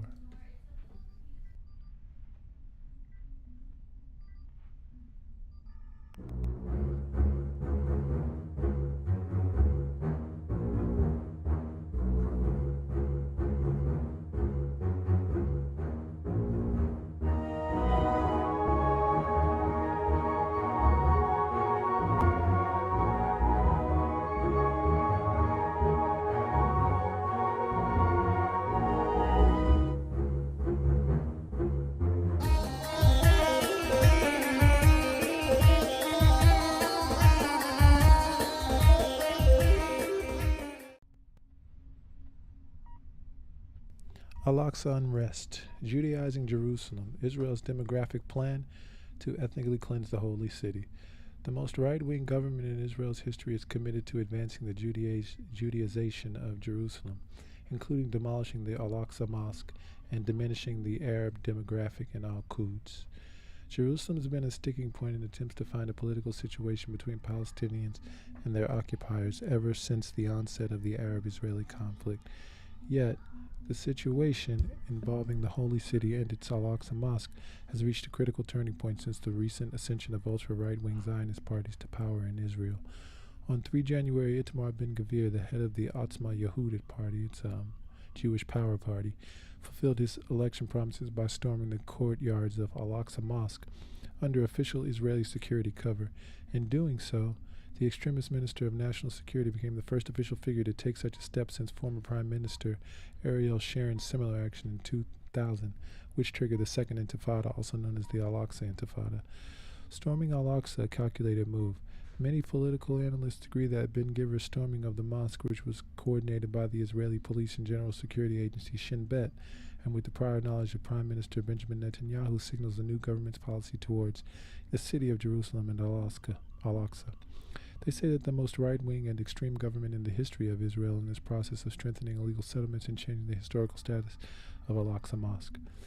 Analyst Ayman al-Rafadi tells the Cradle that the storming of the mosque's courtyard, as well as the prevention of Jordanian ambassador Ghassan al-Majali from entering the mosque in mid-January, has two implications. The first is an attempt to break psychological deterrence that was established after the Battle of the Saif al-Quds Swords of Jerusalem in 2021, which erupted due to practices like this. The second is to reduce the margin of Jordanian guardianship over Al-Aqsa. The occupation authorities also seek to replicate the Ibrahimi Mosque experience in the West Bank city of Hebron al-Khalil by dividing Al-Aqsa in time and space between Muslims and Jews. Israel hopes that storming of the mosque will pass over without any significant backlash from the occupied West Bank and Jerusalem, from the resistance fighters of Gaza, or from the Israeli left and center parties who raised concerns about its potential impact on state security and stability. However, the actions of Ben-Gvir and the Israeli police, while dangerous, do not align with the aspirations of the Jewish temple group extremists who seek to build a structure on the ruins of the Al-Aqsa Mosque. Judaizing Al-Aqsa. On the day Ben-Gvir assumed office as Minister of National Security, Aviad Fasoli, the attorney for the new Sanhedrin Council, the central rabbinical institution of extremist temple settler groups, sent a letter to the Israeli police commissioner in Jerusalem requesting an audience with the minister to inform him of their demands and to determine the level of support they could expect from the government and police. The letter stipulated 11 demands, all of which would lead to the division of Al-Aqsa Mosque. These include extending the hours in which the extremists could storm the mosque, allowing them to perform prayers and religious rituals inside the mosque, opening the mosque to raids throughout the week, allowing sacred tools into the mosque, including Torah scrolls, the Ark of the Covenant, trumpets, and planting animal offerings, establishing a Jewish synagogue inside Al-Aqsa Mosque, ending police escorting of extremists, allowing storming from all doors, not just the Mughrabi Gate controlled by the occupation authority since 1967, not barring the mosque from intruders during Islamic events, declaring equal rights for all religions at Al-Aqsa, canceling the policy of ejecting Jews from the mosque, opening the door of the synagogue in the historical Tanzia school, which overlooks the Al-Aqsa grounds and is currently controlled by the Israeli Ministry of Security, to all Jews.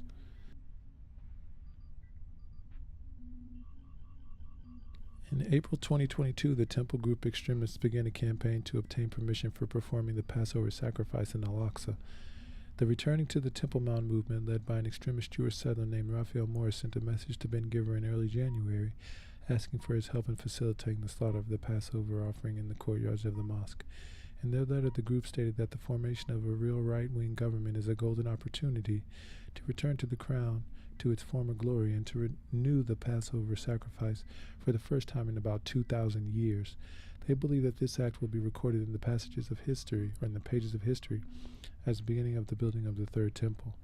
Development, a pretext for demographic engineering. On the ground in Jerusalem, the settlers' ambitions are being matched by ongoing state-sponsored excavations and the construction of roads and bridges. Mahmoud Abu Arqub, a Palestinian guard stationed at Al-Aqsa Mosque, reveals to The Cradle that the Israeli police are preventing Jerusalemites and Morabitoun, guards tasked with protecting Islamic holy sites from hostile non-believers, from restoring the dilapidated parts of the mosque. Meanwhile, multiple projects are being implemented to accommodate the increasing number of settlers who stormed the mosque. According to the Palestinian Information Center Ma'ata, last year around 55,000 settlers stormed Al-Aqsa Mosque, compared to 34,000 in 2021. Abu Arqub also noted that in 2022, the Israeli government initiated a project to expand the wooden Mughrabi bridge that connects Mughrabi Gate to Al-Barak Square, which is used by settlers and tourists to enter the mosque courtyards. Adnan al-Husseini, the head of the Jerusalem Affairs Department in the Palestinian Liberation Organization, believes that the bridge expansion project aims to increase the number of settler intrusions and paves the way for the implementation of a large settlement project by facilitating access for motorized vehicles. Abu Arqub predicts that major unrest may break out in the month of Ramadan around the Damascus Gate. The occupation is imposing more restrictions on this region in preparation for its Judaization and annexation. Under the guise of developing the transportation network, the Israelis are racing against time to seize more land from Jerusalemites in mid-January. The local planning and construction committee in Jerusalem municipality approved plans to build a light rail transit track connecting East and West Jerusalem. They claim that the project is part of the modern transportation revolution in Jerusalem to ease traffic congestion.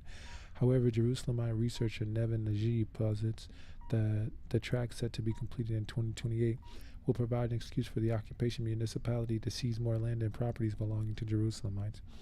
As Najib explains to The Cradle, in the future, the occupation municipality will demand the demolition of homes that Jerusalemites have owned for hundreds of years because they stand in the way of the train, or to strengthen security measures around its track.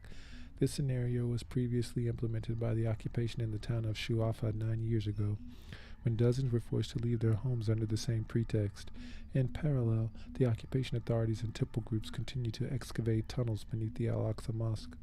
On 10 January, sources in Jerusalem revealed the discovery of a new tunnel that penetrates the walls of the old city, 4 meters wide, extending from the town of Silwan to a point near the Mughrabi Gate. The goal of the tunnels is to provide conditions for the demolition of Al-Aqsa Mosque as a result of natural factors such as an earthquake, in order to avoid a comprehensive confrontation with the occupying power, Najib explains. Strangers in Jerusalem. The most dangerous Israeli development, however, is the implementation of the Greater Jerusalem Plan, which seeks to change the demographic balance in the Holy City in favor of the Jewish population, as revealed by the Applied Research Institute in Jerusalem, ARIG. In a report published in late 2022, the institute indicated that Israel had begun adding 4 settlement blocks, Gavad Zev, Ma'ale Adumim, Gush Etzion, and Sagat, to Jerusalem. This move is expected to decrease the percentage of Palestinians in the city's population from 37% to 21%. In a press release, ARIG Director Jad Isaac stated that in 2022 the Israeli government approved several settlement projects, including the construction of 4,900 settlement units in Jerusalem, 9,000 units in the Overrun area north of the city, and the Silicon Valley settlement project spanning over 710,000 square meters in the Wadi al-Juz neighborhood. Additionally, there are plans to transform the Sheikh Jarrah neighborhood in Silwan town into a mixed neighborhood by increasing the number of settlers residing there and issuing orders to evict Palestinians or demolish their homes. In 2022, a rich documented 138 cases of house demolitions and 273 settler encroachments on the lands of Jerusalemites. Furthermore, the Israeli occupation authorities initiated the land settlement and registration project to seize more property, which may result in 80% of the land being registered as absentee property, making Palestinians strangers in Jerusalem, as noted by Isaac. The existential threat to Al-Quds. Palestinians in the city are facing systematic alienation, with the occupation authorities attempting to prevent Palestinian schools from teaching the Palestinian curriculum. Last year, 2 schools had their licenses revoked under the pretext of teaching curricula that allegedly included incitement against the Israeli state and army.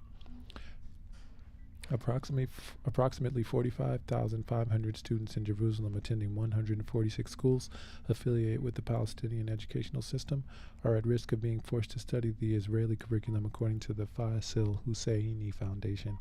Since the occupation of Jerusalem in 1976, all Israeli governments, both right and left, have pursued projects to Judaize the city. However, the current Israeli government, described by Israelis themselves as the most right-wing in Israel's history, poses a great threat to the city. There's an unprecedented opportunity for right-wing groups to Judaize the city and demolish the Al-Aqsa Mosque.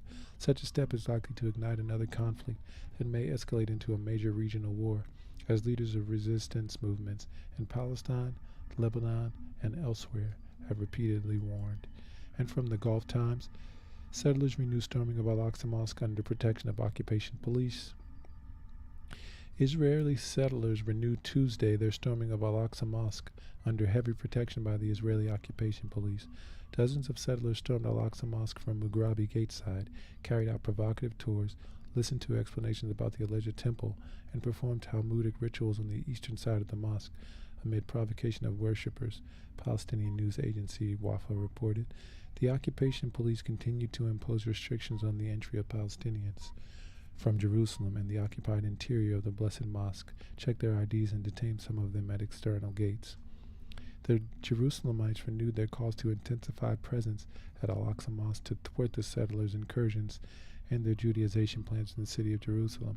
Meanwhile, the Israeli occupation forces arrested on Monday night 5 Palestinians from occupied Jerusalem, including a boy.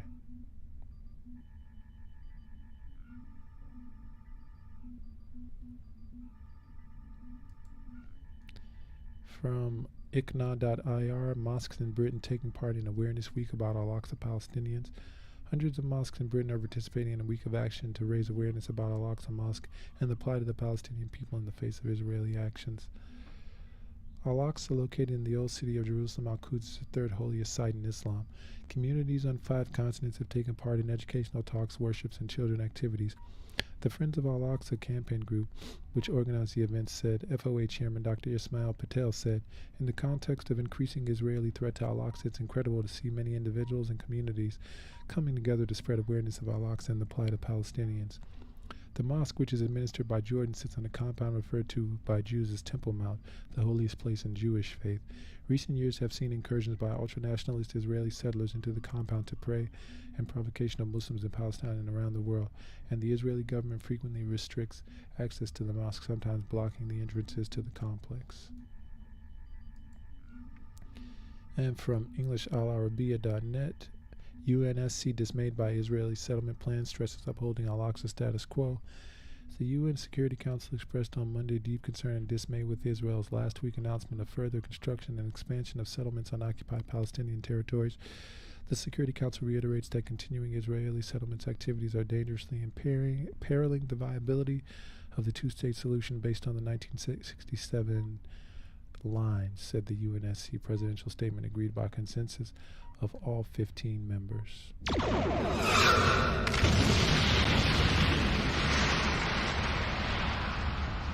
It added that the UNSC strongly opposes all unilateral measures that impede peace, including inter alia Israeli construction and expansion of settlements, confiscation of Palestinian lands, and the legalization of settlement outposts, demolition of Palestinians' homes, and displacement of Palestinian civilians. This comes after Israeli Prime Minister Benjamin Netanyahu's government recently authorized Jewish settlements in the occupied West Bank, and a week prior to the announced plans to construct new homes in already established settlements. The settlement activities included evictions and demolitions of Palestinian homes. Holy Site in Jerusalem.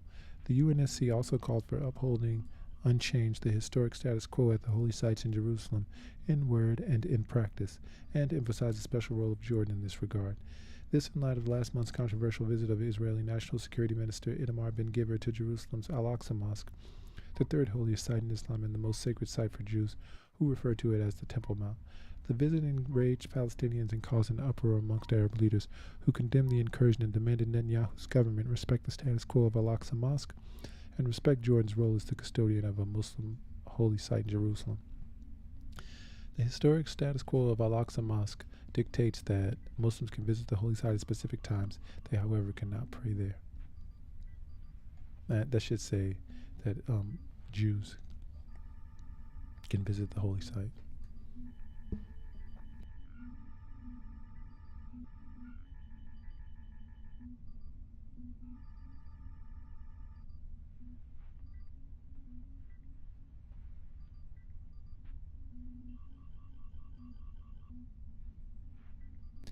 Israeli settlers break into Jerusalem's Al-Aqsa Mosque.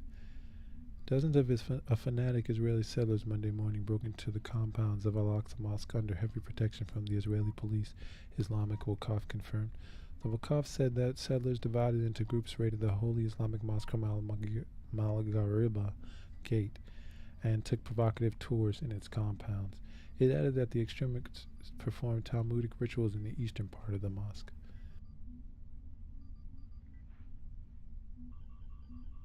This comes at a time as Israeli forces intensify measures against Palestinians coming from Jerusalem to enter the mosque, inspecting their IDs and briefly detaining them. This from the morningstaronline.co.uk. Hundreds of British mosques raising awareness of Al-Aqsa and the plight of the Palestinians. Hundreds of British mosques have taken part in a week of action to raise awareness about Jerusalem's Al-Aqsa Mosque and the plight of the Palestinians. Al-Aqsa, located in the Old City, is the third holiest site in Islam.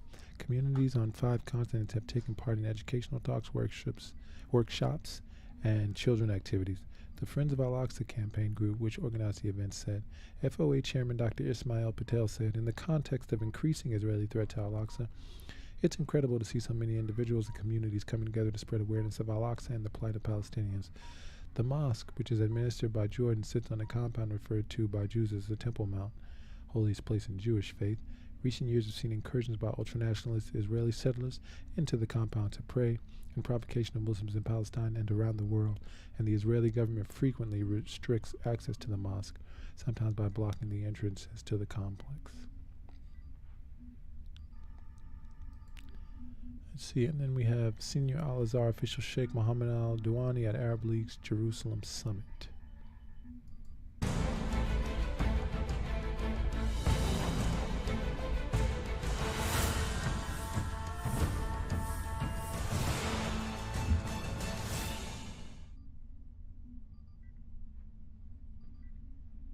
وإن تحرير المسجد الأقصى وعودته للمسلمين خالصة وعد صادق في كتاب ربنا لن يتخلف، حيث يقول الله تعالى: فإذا جاء وعد الآخرة ليسوءوا وجوهكم وليدخلوا المسجد كما دخلوه أول مرة وليتبروا ما علوا تدبيرا.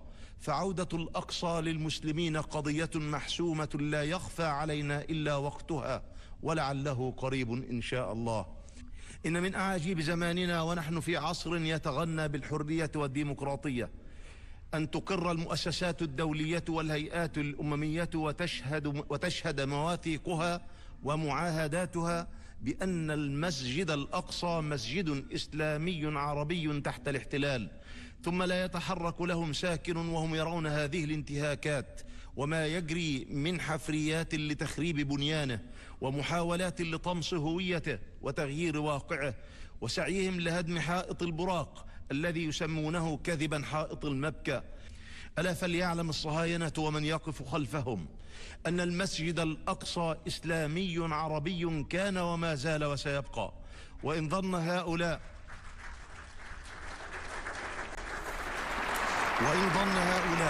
أن تطاول الأزمنة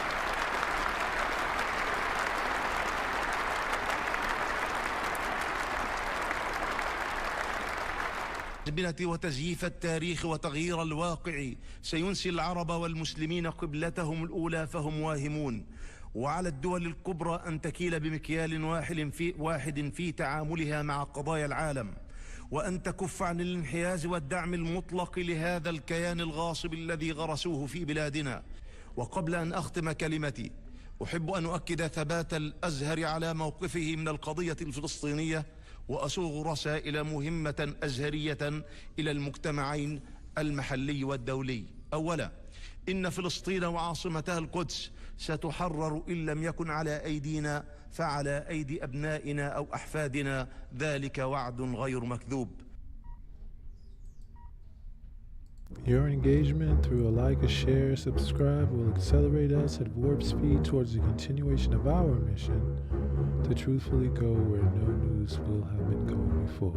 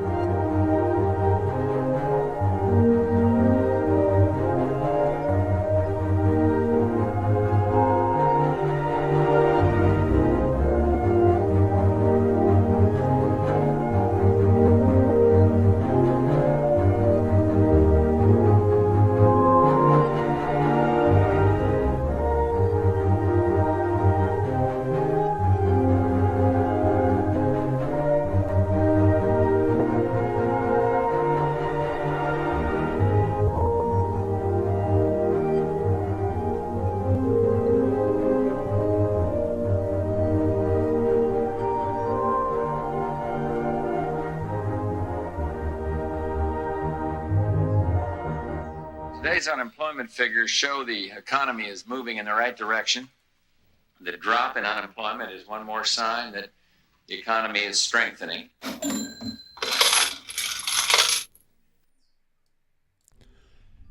Muckrake holds journalists accountable, so Sanders proposes a new deal for journalism to ensure media serves public interests.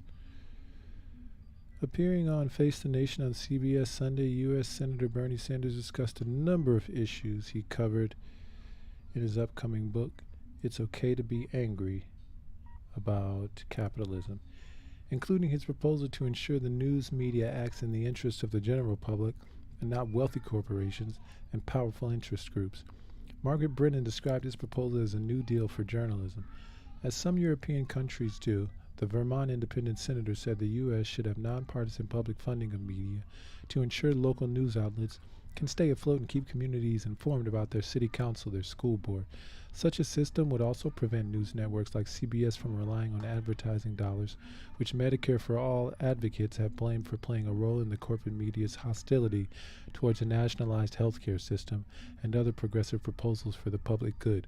What I say in this book is that, look, I've done 1,000 interviews like I'm doing with you right now, says Sanders, and nobody has ever come up to me, not one reporter, not you, not anybody else, and said, Bernie, why are you spending twice as much on healthcare as any other country, and yet we have 85 million uninsured or underinsured? How many programs that CBS, NBC, ABC had on why we have a dysfunctional healthcare system? Does that have anything to do with who owns the major networks? Bernie, What are you going to do about income and wealth inequality? Why are billionaires paying an effective tax rate lower than working class people? No one asked me those questions. I think he was on PBS as well. They didn't ask him about the military-industrial complex either. As Luke Salvage reported at Jacobin following the 2020 presidential election, viewers of the Democratic primary debates weren't informed by moderators that Medicare for All was supported by a majority of Americans, and ad breaks featured health insurance and pharmaceutical companies seizing every opportunity to bombard viewers with misleading industry agitprop about the breathtaking wonders of profit-driven healthcare. He added, CNN's Detroit debate is a case in point. The network was demanding at least $300,000 from companies advertising with a single 30-second spot, costing an estimated $110,000 in groups like the so-called Partnership for America's Healthcare Future and Practice, a front for various corporate interests, filled out many of the slots, regardless of how anchors or hosts think about an issue like healthcare. The network's basic model essentially precludes meaningful critique of the status quo by design. As long as it persists, don't expect to see the public interest or popular opinion reflected anywhere in cable TV. To counter that dynamic, Sanders argued on Face the Nation a new deal for journalism included publicly funded media is an idea that we should explore. In the interview, the senator spoke about his support for attaching some strings to U.S. funding for Israel to help pressure the country to end its human rights abuses against Palestinians. Sanders, who reiterated his call for the Democratic Party to focus on representing the interests of all working people, what we need to do is have a movement of workers, Latino workers, all types of workers, and understand that we're all in this together, said Sanders. I don't care if you're living in rural Iowa, where I spend a lot of time. All right, you can afford health care. You can't afford to send your kid to college. Or you're living in San Francisco. So too often we forget about the economic issues that unite us. The vast majority of the people know that the pharmaceutical industry is ripping us off. The vast majority of the people understand that we have to improve our educational system. Let's work on that. And from commondreams.org, Sanders proposes new deal for journalism to ensure media serves public interests. Nonpartisan, publicly funded media is an idea that we should explore, said the senator. Appearing on Face the Nation on CBS Sunday, U.S. Senator Bernie Sanders discussed a number of issues he covers in his upcoming book, It's Okay to Be Angry About Capitalism, including his proposal to ensure the news media acts in the interests of the general public and not wealthy corporations and powerful interest groups. Host Margaret Brennan described his proposal as a new deal for journalism. As some European countries do, the Vermont independent senator said the U.S. should have nonpartisan public funding of media to ensure local news outlets can stay afloat and keep communities informed about their city council, their school board. Such a system would also prevent news networks like CBS from relying on advertising dollars, which Medicare for All advocates have blamed for playing a role in the corporate media's hostility towards a nationalized healthcare system and other progressive proposals for the public good. What I say in the book is that, look, I've done 1,000 interviews like I'm doing with you right now, Sanders told Brennan, and nobody has ever come to me, not one reporter, not you, not anybody else, and said, Bernie, why are you spending twice as much on health care as many other countries, and yet we have 85 million uninsured or underinsured? As Luke Savage reported at Jacobin following the 2020 presidential election, viewers of the Democratic primary debates weren't informed by moderators that Medicare for All was supported by a majority of Americans. We read that. And see, VermontBiz.com, the urgent need to rebuild and protect journalism. U.S. Senator Bernie Sanders today in America, after decades of consolidation and deregulation, some 8 multinational media companies control almost all the news you watch, read, hear, and download. All across the country, corporate conglomerates and hedge fund vultures have bought and consolidated local newspapers and slashed their newsrooms, all while giving executives and shareholders big payouts. The result of this trend has been the dissemination of journalism. The result of this trend is more than 1,400 communities across the country losing local newspapers, which are also outlets for local TV, radio, and digital sites that rely on them for reporting. The result of this trend is ad networks lining up for billions of dollars a year in pharmaceutical and oil ads, while failing to provide a consistently fair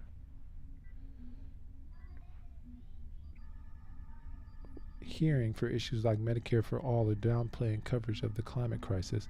The result of this trend is that, according to one study published by Spotlight on Poverty at Opportunity, a nonpartisan forum, despite millions of Americans struggling to survive budget-strapped newsrooms have not turned their attention to poverty.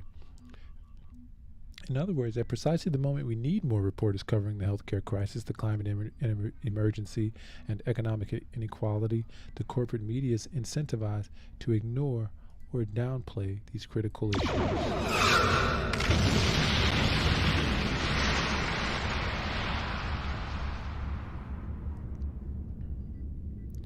The American people desperately need high-quality journalism.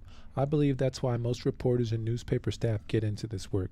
I'm not talking about the ones that are paid millions of dollars to pontificate about frivolous political gossip, but the ones who, in the words of Joseph Pulitzer, undertake the painstaking reporting that will fight for progress and reform, never tolerate injustice or corruption, and always fight demagogues. When we've read real journalism, we've seen crimes like Watergate exposed and confronted.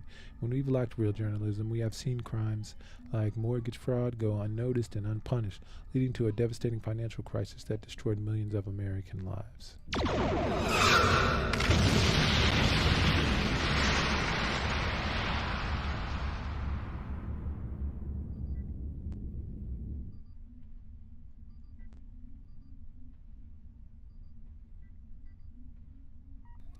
I bring this up today because New York Times journalists and staff are currently attempting to bargain for a fair contract with management at the paper, but have not been met with good faith. The staff at the NY Times are fighting for a living wage and fair pay, something that's not so radical when the company just approved $150 million in stock buybacks for its investors. Real journalism requires significant resources, and one reason we do not have enough real journalism in America right now is because far too many media outlets are led primarily by the pursuit of profit as opposed to investing in the workers and resources it takes to educate the people of this country and hold the powerful accountable. It's long past time in this country to reinstate and strengthen media ownership relationships or rules. It's long past time we limit the number of stations that large broadcasting corporations can own in each market and nationwide. It's long past time in this country that we prevent tech giants like Facebook and Google from using their enormous market power to cannibalize and defund news organizations, especially the small and independent ones without the infrastructure to fight back. And it's long past time in this country that we explore new ways to empower media workers to effectively collectively bargain with large corporations like the NY Times. Our Constitution's First Amendment explicitly protects the free press because the founders understood how important journalism is to a democracy. Quality journalism is not possible when media workers are unable to earn a living wage and when corporations prioritize profit above all else. We need to rebuild and protect a diverse and truly independent press so that real journalism or real journalists and media workers can do the critical jobs that they love and that a functioning democracy requires. And solidarity, Bernie Sanders. And here's Bernie at Face the Nation. Also talk about a new deal for journalism and rethinking of the role of public and community media in the United States. You're very harsh on the media, as we talked about, including, you mentioned this network, you mentioned Washington Post, you do.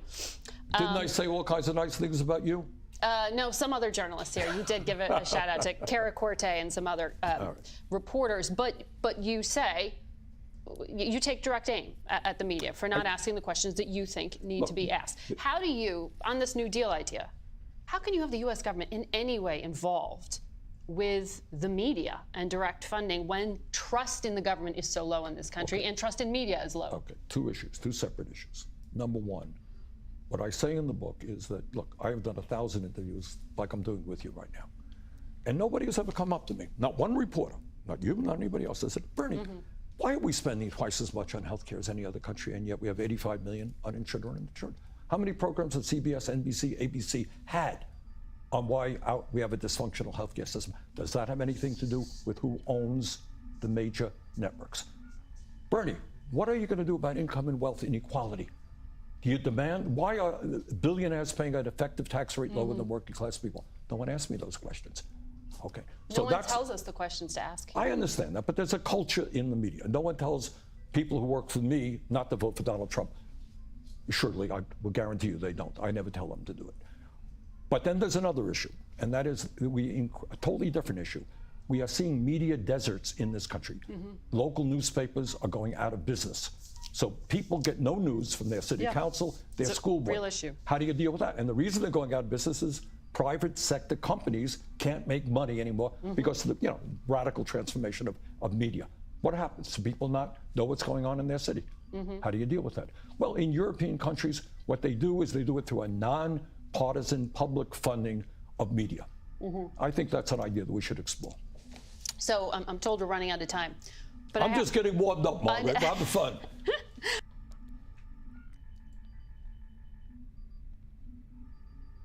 And here's Russell Brand with Seymour Hersh. Stay free with Russell. Stay free with Russell Brand. See it first on Rumble. We're speaking to Seymour Hersh because of his recent Substack article on the US involvement in the Nord Stream pipeline, which of course suggests that the US involvement was contrary to their very public denial, and even why the denial itself was significant in avoiding congressional permission. It's a fantastic piece of writing from a prize-winning journalist. It's an honor to have you, Seymour. Thanks for joining us. I'm glad to be here, I think. Let me ask you a question. Yes. What's your hat? It's probably attention-seeking on some level, Seymour. I've come from the world of entertainment, probably haven't entirely let go of the idea that I'm a sort of a physical representation of the radical stance that I take in my own journalism, one journalist to another. I don't know if the word radical is the right one, but we'll let that one stand. You want me to take the hat off, because I'll do it out of respect for you and your prize. I don't want to see what's there, but I will tell you something. I was fascinated, as I told one of your aides just a minute ago, by the Condoleezza Rice quote, and my pay for this this performance here will be. Somebody send me a link to that. We will send that to you. It's not. It's. You're ahead of the curve with that idea, but that's been a prominent theme in the American conversations about oil. And it is a fact that Norway, which did help us, has more than doubled the amount of oil, natural gas rather, is shipping now to Western Europe. It had about 9 or 10%. It's way up. And so you can never cut out mercantile interests. But there were probably much more immediate interests, the war in Ukraine, et cetera, et cetera. But that's a fascinating point that you were making. Anyway, so I got something out of this, so I'm happy. Look, can you stop being so generally cynical about my hat and the entire experience of this interview? I got something out of it. You don't need to overplay the I'm a well-worn journalist, I was around during Watergate, I've got a Pulitzer Prize. I get it. You're senior, you're world-weary, you've become cynical about establishment power. No. It's much more ephemeral than that. It's just, it's amusing. The hat is amusing. I don't think there's anything profound in me talking about it. It's what I see. Sir, firstly, I will credit Gareth, who makes the show with me, for his research that led to our use of the Condoleezza Rice clip. And our general approach is to challenge the dominant narrative that we are given through mainstream media, which once was the domain of ordinary investigative media, which seems to have become deeply sanitized in the last 20, 30 years. Increasingly, we're seeing, whether it's Chris Hedges or Glenn Greenwald or yourself, journalists that have been prized for their investigative work being, if not demonized, certainly subject to something amounting to smears. The White House has already denied your story, and I'd like to ask you what you think has happened to journalism in the last 20 or 30 years, and why we are not presented with complex narratives that undergird reporting with the kind of economic, financial, military and geopolitical interests that usually lead to events like the Ukraine-Russia conflict, or indeed an event, sort of broadly speaking, within the remit of that narrative, like the Nord Stream pipeline sabotage. Well, I think one of the problems, look, you're asking, you're throwing the ball to me. This is all I brood about a lot, because I worked at the New York Times in the 70s and had a great time, was never sort of blocked from writing stuff. And it's a different world now. Oh, come on, stop it.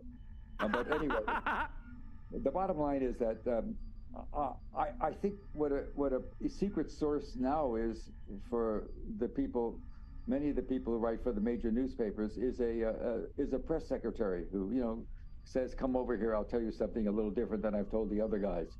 I just don't understand why they're not jumping on certain stories. Certainly this story is, I can just tell you, a friend of mine, I have a wonderful old friend who escaped from the Middle East, became an oil man, became very rich and very happy, living in France now. He wrote me after the story, and he said, oh, Sai, he said, my nickname, he said, you have become a master in the deconstruction of the obvious. I mean, what was so hard about this story? We know Russia didn't do it because if they wanted to, they could turn a valve. And so I guess, is Macedonia a member of the NATO? Maybe they did it. You know, where do you go for the next possible suspect? Who is it? It's purely us, since the president basically said it. But the bigger question is what's going on with journalism. I don't know. My old newspaper, the New York Times, for which I did all sorts of stuff on the CIA and Watergate and Vietnam for them, hasn't touched the story. Neither has the Washington Post, which is the two great main sheets. I don't think the Wall Street Journal has. The rest of the country, some people have. It's just like a blank. It's like, it could be as simple as we're coming off the Trump years, and we made big divisions in the media. We're either going to be for or against Trump. It could be the same sort of dichotomy plays out. We're now in the Trump corner. And if we write something critical of we're now in the Biden corner, rather. If we publish something critical of Biden, we might be leading ourselves open to more Republicans. The guy in Florida, et cetera, DeSantis. I don't know what the fear is, but it can't just be about the fact that I don't name sources. I spent 9 years at the New York Times writing about the CIA going after Allende and going and all that stuff, killing people abroad without naming sources. I mean, either trust what I do or you don't. Yes. I know that you also wrote about Abu Ghraib, significant revelations there, and about the mass murders in Vietnam of civilians. And the banalization of the media space is a theme that we touch upon frequently, the infantilization of us as the audience class. Even with the current escalation of tensions between the USA and China through the sanctions around semiconductors, and of course the rather more visually stimulating and sensational story that accompanies the balloon, and indeed the shooting down of the balloon. Can I tell you about the balloons? Can I tell you a little bit about the balloons? Yeah. I asked somebody about it. I have friends, and I said, well, what's going on with the balloons? Of course, they've been there forever. Maybe you could argue they could take the next couple of weeks. And we've put about actually, I don't know how many hundreds of billions of dollars into a new fighter, the F-22, that's coming online. We had one called the F-1, painted a balloon on the side of his fuselage. We're going to show you we belong. Willy Brandt did do that. He got that started for all of his faults. And so in 1990, when they joined, Gorbachev agreed to let this unified Germany into NATO, and the price was a commitment by us in writing that I live in Washington, so I know people. I have a friend that has access to the classified part of the embassy, our embassy in Bonn.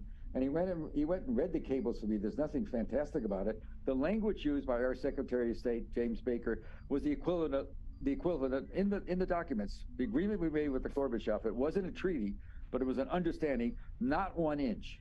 We will not go 1 inch east. And then NATO initially was 19 when it was set up in 49 rather. It's now what, about 170 countries, Macedonia, stuff like that. I'm exaggerating. Well, NATO is a far cry from it's not Europe anymore. It's all over. I don't know. Maybe one of the tropical islands in the South Pacific will become a member of NATO next. And so here's the Russians eating this. Here's Putin eating this. And then we start putting missiles on the border in Poland that we claim are defensive, but in a half a day it can be turned into offensive weapons. There's no question about that. It's a fact. It can be just diverted. It'll take some time, a half a day. But you can fire your 7 minutes from Moscow. And that's another reality. So it's what I hate to see in the paper, in my old newspaper, for example, they keep on describing the Russian attack as being without provocation, unprovoked. Well, it was really provoked. I'm very troubled by my president and his immediate foreign national security team, Tony Blinken, Jake Sullivan, and Victoria Nuland, whose husband is one of the leading neocons who got us helped convince Dick Cheney to go into that the solution to 9/11 and Al Qaeda was to attack Iraq. one of the great non-existence relation. I mean, just so crazy. But anyway, those three, I call them Winkin, Blinken, and Not. nod if you. I don't know if you have that child story there, but we have it in our country. They have the first thing they do is they meet in the Secretary of State in Alaska with the Chinese to start telling the Chinese what to do about their own domestic problems. And now we push the war. You know, I don't know things, but I know things. The initial agreement, the initial decision to plan for the pipeline was an option for leverage for the president against Putin. It was started a year ago, 13 months ago in December, and it bled over to early this year. And the idea was to ask the community for ideas. I wrote about this, where kinetic or non-kinetic, and the word was kinetic. That means we're going to hurt somebody. And so, of course, it emerged, we're going to take out the pipelines. We've been complaining about the pipelines for a dozen years. The first one, Nord Stream 1, and the new one. The new pipeline is interesting because the first one was cut off by Russia. The second one was cut off by the Germans. They put a sanction on it. So Germany always had the option of opening up the pipeline anytime it wanted. And who cares about the pipeline in summer? But comes fall, comes winter, and that's when you're going to need it. The Russian gas natural gas has been supplying Germany and Western Europe with cheap gas for a dozen years, and the economy's boomed based on cheap gas. Now Europe's suffering. It's getting cold. They had a mild winter, but it's getting very cold now. The leading companies are all getting, the price of gas is going up enormously. Companies like BASF, which is the largest chemical company in Germany in the world, has been talking to China about maybe moving some assets there. The consequences of knocking out the pipeline economically are disastrous. As you said, Norway's getting more gas, and Norway was a big player with the project. But the key thing is, when the president told the intelligence community, I want to see if I have an option. I think the thought of, in my understanding, was the thought of the community was, we're going to do what the president wants. That's the whole idea of having a CIA. I mean, if you're the president of the United States right now, this guy can't get a thing through Congress. But tomorrow, if he wants to, he can take a walk in the Rose Garden with the CIA director, and somebody can get hurt the next day. That makes you feel pretty good, particularly if you can't have your way anywhere else. And so, I mean, that's one of the reasons I think the CIA is a very dangerous community, but full of a lot of smart people. Anyway, it was always to be an option. And what happened is, he didn't exercise it. They were going to do it at one point when they had cover in the summer. They had cover because of there was a big. The Baltic Sea is not there's no oil there, and the idea of having a bunch of deep sea divers start digging around would have been exposed any problem, any thought of getting away with taking out the pipelines. It just would have been too obvious, too seen. But there was an exercise, NATO exercise last summer. There's been one every summer for 22 years now in the Baltic, and then maybe you could slide it in then. That was the idea. But the president didn't pull a whistle then. In late September, he did it. And by that time, the community itself had thought there was no reason to do it anymore.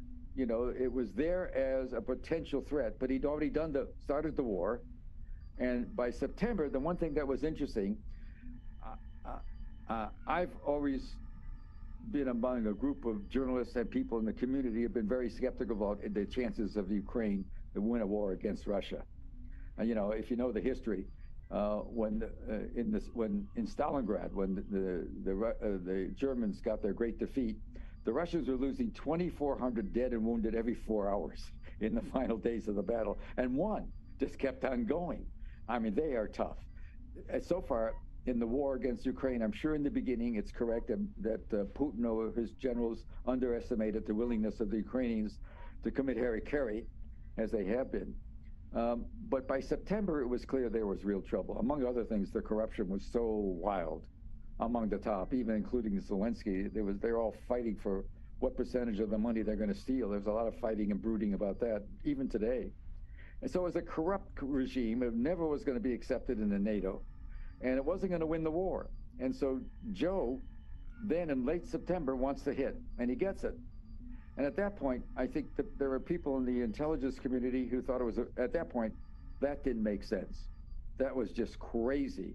And what's he doing? He's throwing in, for whatever he can. The fear he had was that since Germany controlled the new pipeline, Nord Stream 2, the one that was just built and was just stopped, they just finished it in 2020.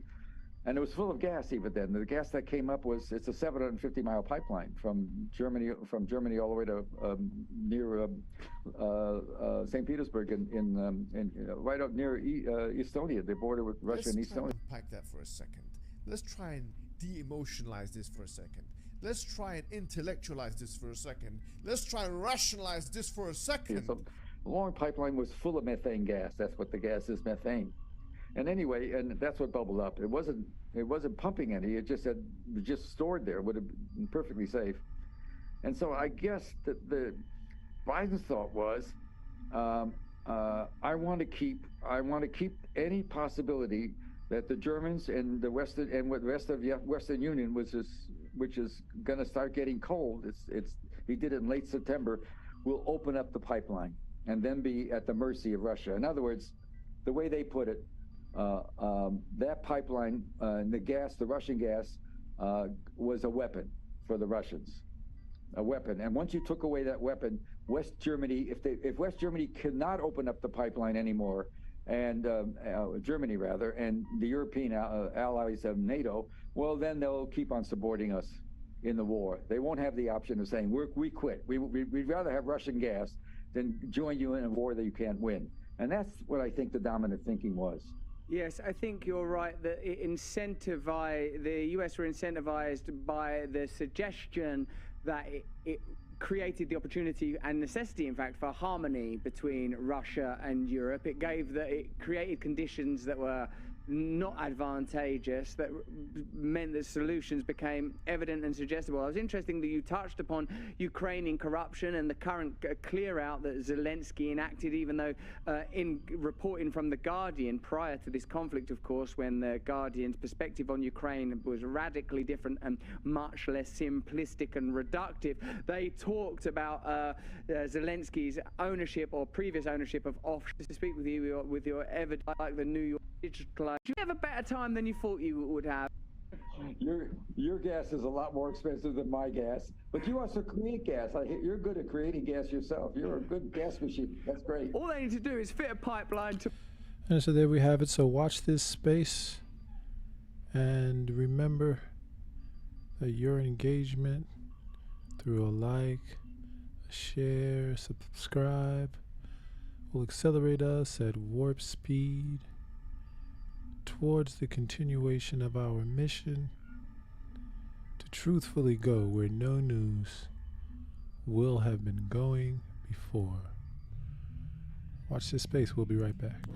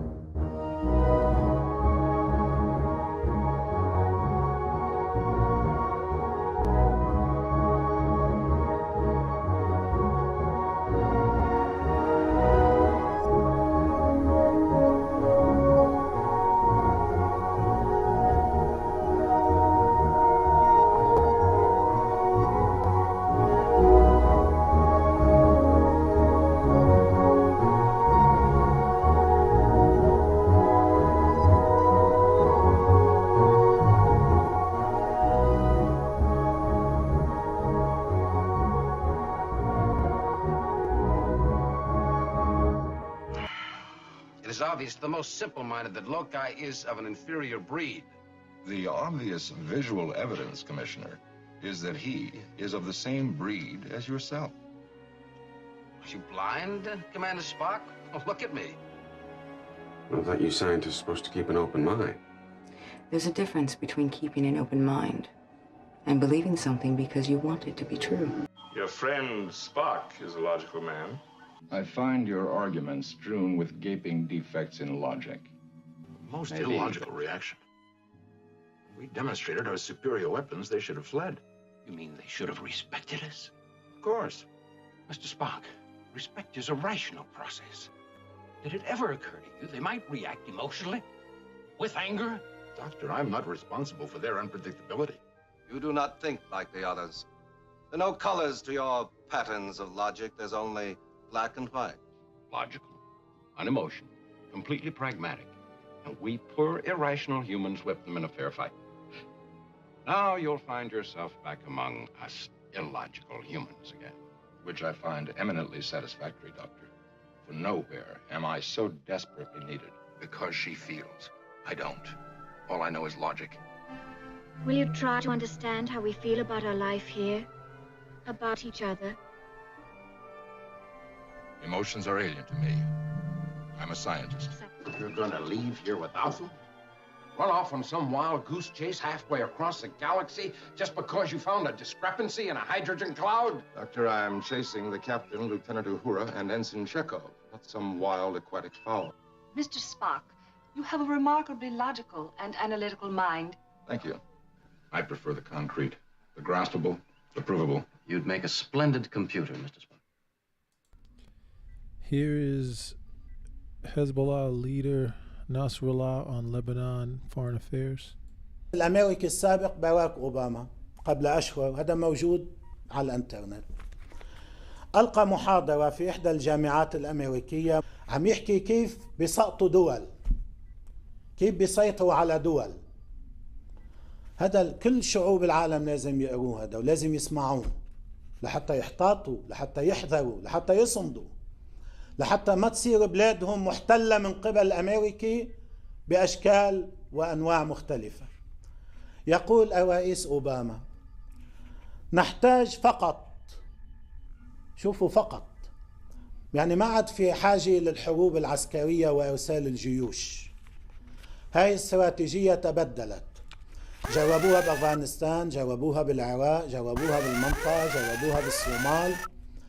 إرسال الجيش الأمريكي مكلف جدا ماليا وبشريا وما عطى النتائج المتوقعة واجهوا هزائم كبيرة. إذا استراتيجية تغيرت. شو مطلوب؟ فقط تحتاج فقط إلى إفساد الرأي العام، بس الرأي العام اللبناني، الرأي العام الفلسطيني، الرأي العام السوري، الرأي العام الإيراني، الرأي العام العراقي وهكذا. تحتاج فقط إلى إفساد الرأي العام لبلد ما بالوسائل العشوائية، اتهامات شمال ويمين، هذا شمال ويمين، يعني بالوسائل العشوائية. في مترجم تاني بيقول بالبريد العشوائي، وطرح أسئلة كافية وزرع ونشر ما يكفي من الشائعات وزرع نظريات مؤامرة كافية، مؤامرة إيرانية، مؤامرة مجوسية، مؤامرة فارسية، مؤامرة ما بعرف شو، لإرباك مواطني هذا البلد بما يجب تصديقه. يعني بيعملوا جو شائعات واتهامات ومقالات وشبكات تواصل اجتماعي وفضائيات وكذب على مدار الساعة وأفلام وثائقية لا تستند إلى أي دليل لأجل أن يفقدوا الثقة في قادتهم. في هذا الامتحان أيها الإخوة والأخوات سقطت الإدارة الأمريكية مجددا، كشفت مجددا والمتوحشة، وكذلك من هم مثلها في هذا العالم. 9 أيام صبرت الحكومة الأمريكية لتقول بعدها 8 أيام أو 9 أيام أنه تقديم المساعدات لسوريا لا يتنافى مع قانون قيصر. بعضهم قال هيك وبعضهم قالوا سمحنا، عملنا استثناء لمدة مثلا 3 أشهر. طيب خلال 9 أيام مين بيبقى طيب بعض الأنقاض إلا ما هو بمثابة المعجزة؟ هم تركوا العالم تموت 8 أيام 9 أيام بعدين، ويمكن نتيجة التنديد والصراخ اللي صاروا بالعالم شعروا شوي بالحرج وأقدموا على هذه الخطوة المؤقتة. أنا أريد بهاليومين أنه الإسرائيلي يبلش يصدر نفط من كاريش وغاز من كاريش. ليش؟ إذا حدا مفكر أنه إذا بيصير تسويف بموضوع استخراج النفط والغاز من المياه اللبنانية وعن جد بنكتشف نحن أنه في تسويف وفي لعب على اللبنانيين في ضحك على اللحى، حنسمح يضلوا يستخرجوا نفط وغاز من كاريش؟ أنا بقول لكم أبدا.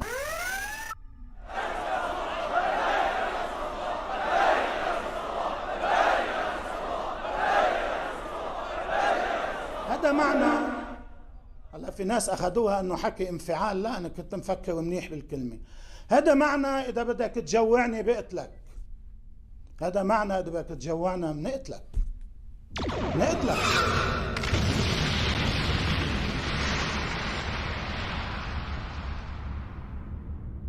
Okay, and some viewer comments.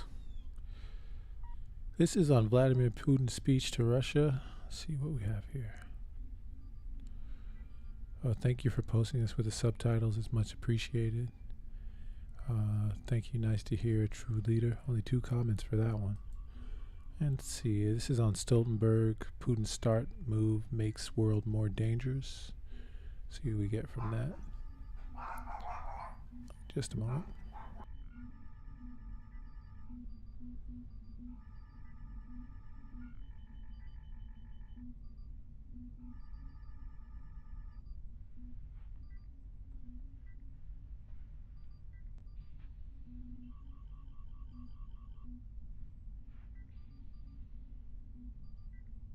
And this one says, remember that Putin and Zelensky were going to have peace talks last March, but Biden said the IMP could win it on the battlefield. That's MR Derb 1292. Randy Thomas 3478 says, NATO and U.S. should have answered Putin's request for dialogue instead of ignoring him before he felt he had no choice but to enter Ukraine. NATO pushed itself right onto Russia's back porch. What did you expect Putin to do? Samsak 5869 says, didn't NATO agree not to move eastward? Kia says he is doing Allah's work. Pep Beans 1 says, imagine if the dislikes were still enabled. And Breaking the Waves 1026 says, let's face the facts. NATO nuclear weapons are about to expire and need replacement. This is why not Russia, but instead NATO's tearing down unilaterally this agreement in order to start nuclear weapon production. Interesting.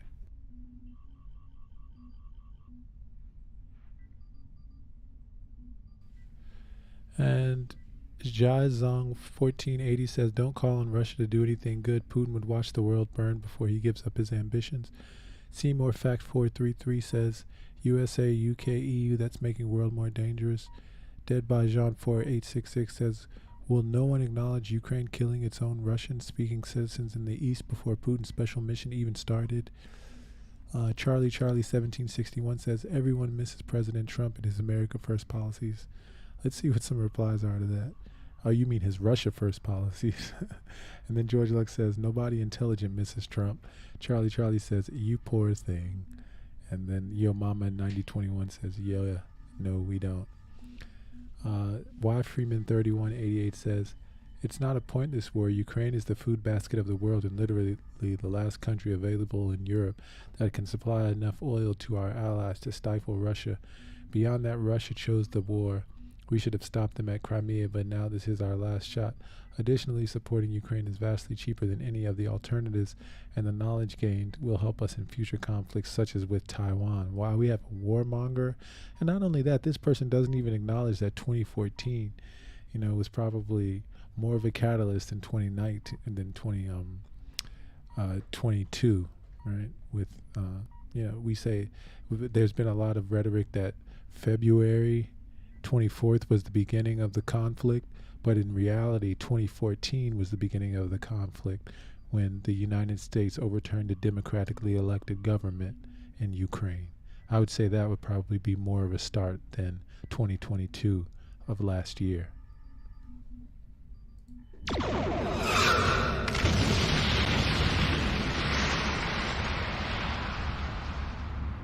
All right, let's see what else we have here. Under Wang Yi's meets Russian security chief Nikolai Patrushev in Moscow.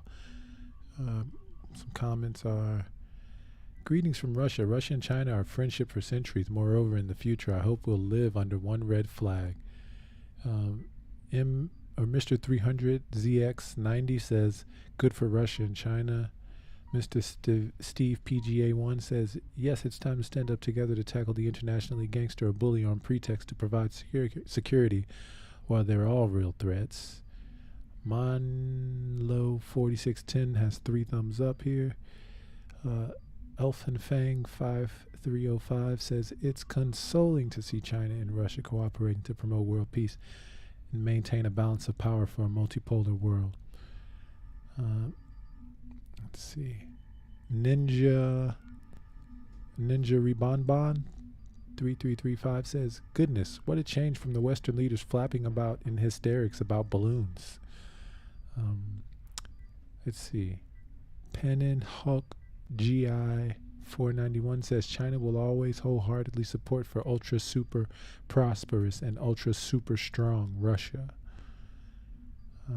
Mega Film Lover says, I still hope China would do more to try to stop the horrible Russian invasion and war in Ukraine, because even among allies or friends, it's a good idea to speak up when someone's making terrible mistakes or wrong things.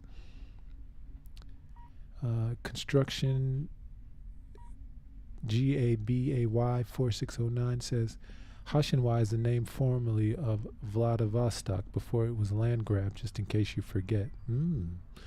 Interesting. China should offer to send peacekeepers to the occupied regions of Ukraine. It's clear Russia and the West can't solve it alone. That's Colonial 1770. He sounds like a colonialist.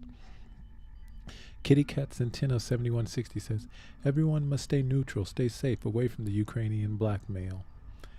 And China must now allow Russia to lose the war, because if Russia loses, China will be next, and it might be difficult to stop the U.S. It's where the fight must be won, it's said. And then, let's see, the baddest 7841 says, the Russian bear and the mighty dragon. There's a characterization or two.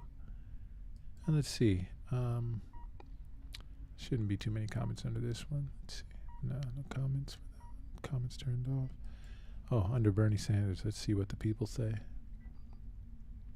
Oh, 3,186 comments here. I'm so happy when Bernie said he's proud of his campaign because it changed the perspective of young voters. Karen Wilson 4902 says, Bernie's always so gracious, especially given how passive-aggressive and outright aggressive the media is to him. Be nice if the media went after corporate Democrats and Republicans half as aggressively as they do Bernie. He just keeps staying on point no matter how they go after him. The man's the most consistent and focused politician I have ever seen. This man has never changed his talking points for 40 years. He believes what he says, and I believe he cares about the state of the country. If we all aren't doing better financially, physically, and mentally, I think he's great. I think that's about enough for Bernie. I mean, we've done that for a few, for a few, cycles, 4-year cycles. Follow Bernie. We know his agenda. Hopefully, he'll get some leeway in the future. And make some leeway in the future. All right, so there we have it. Let me check our, retrieve some data to make sure there's nothing else we need to cover.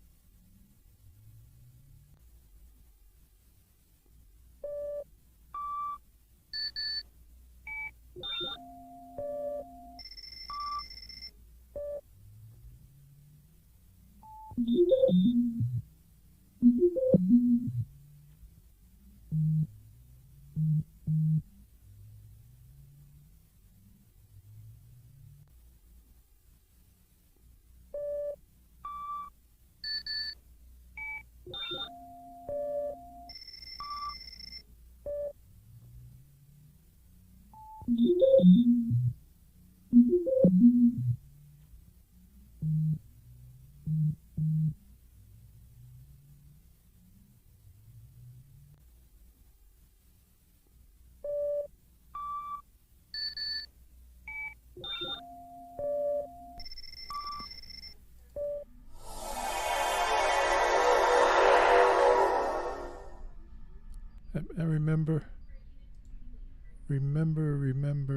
remember to watch this space, because your engagement through a like, share, subscribe will accelerate us at warp speed towards the continuation of our mission to truthfully go where no news will have been going before.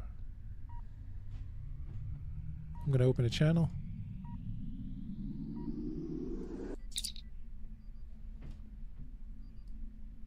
And let's try one more time for that warp speed. See you tomorrow. Beam me up, Mr. Spark. Beam me up. Lock on transporters. Beam us up. Beam us up, quickly. Beam us up home. Beam us up. Prepare to beam us up, Mr. Scott. Beam us up, Mr. Scott. Prepare to beam us up. Scott, prepare to beam us up. Have Scotty beam us up. Beam us up. Beam us up. Scotty, beam us up fast. Stand by to beam us up. Scotty, beam me up. Beam me up. Beam us up now! Stand by to beam us up. No need to beam me up, sir.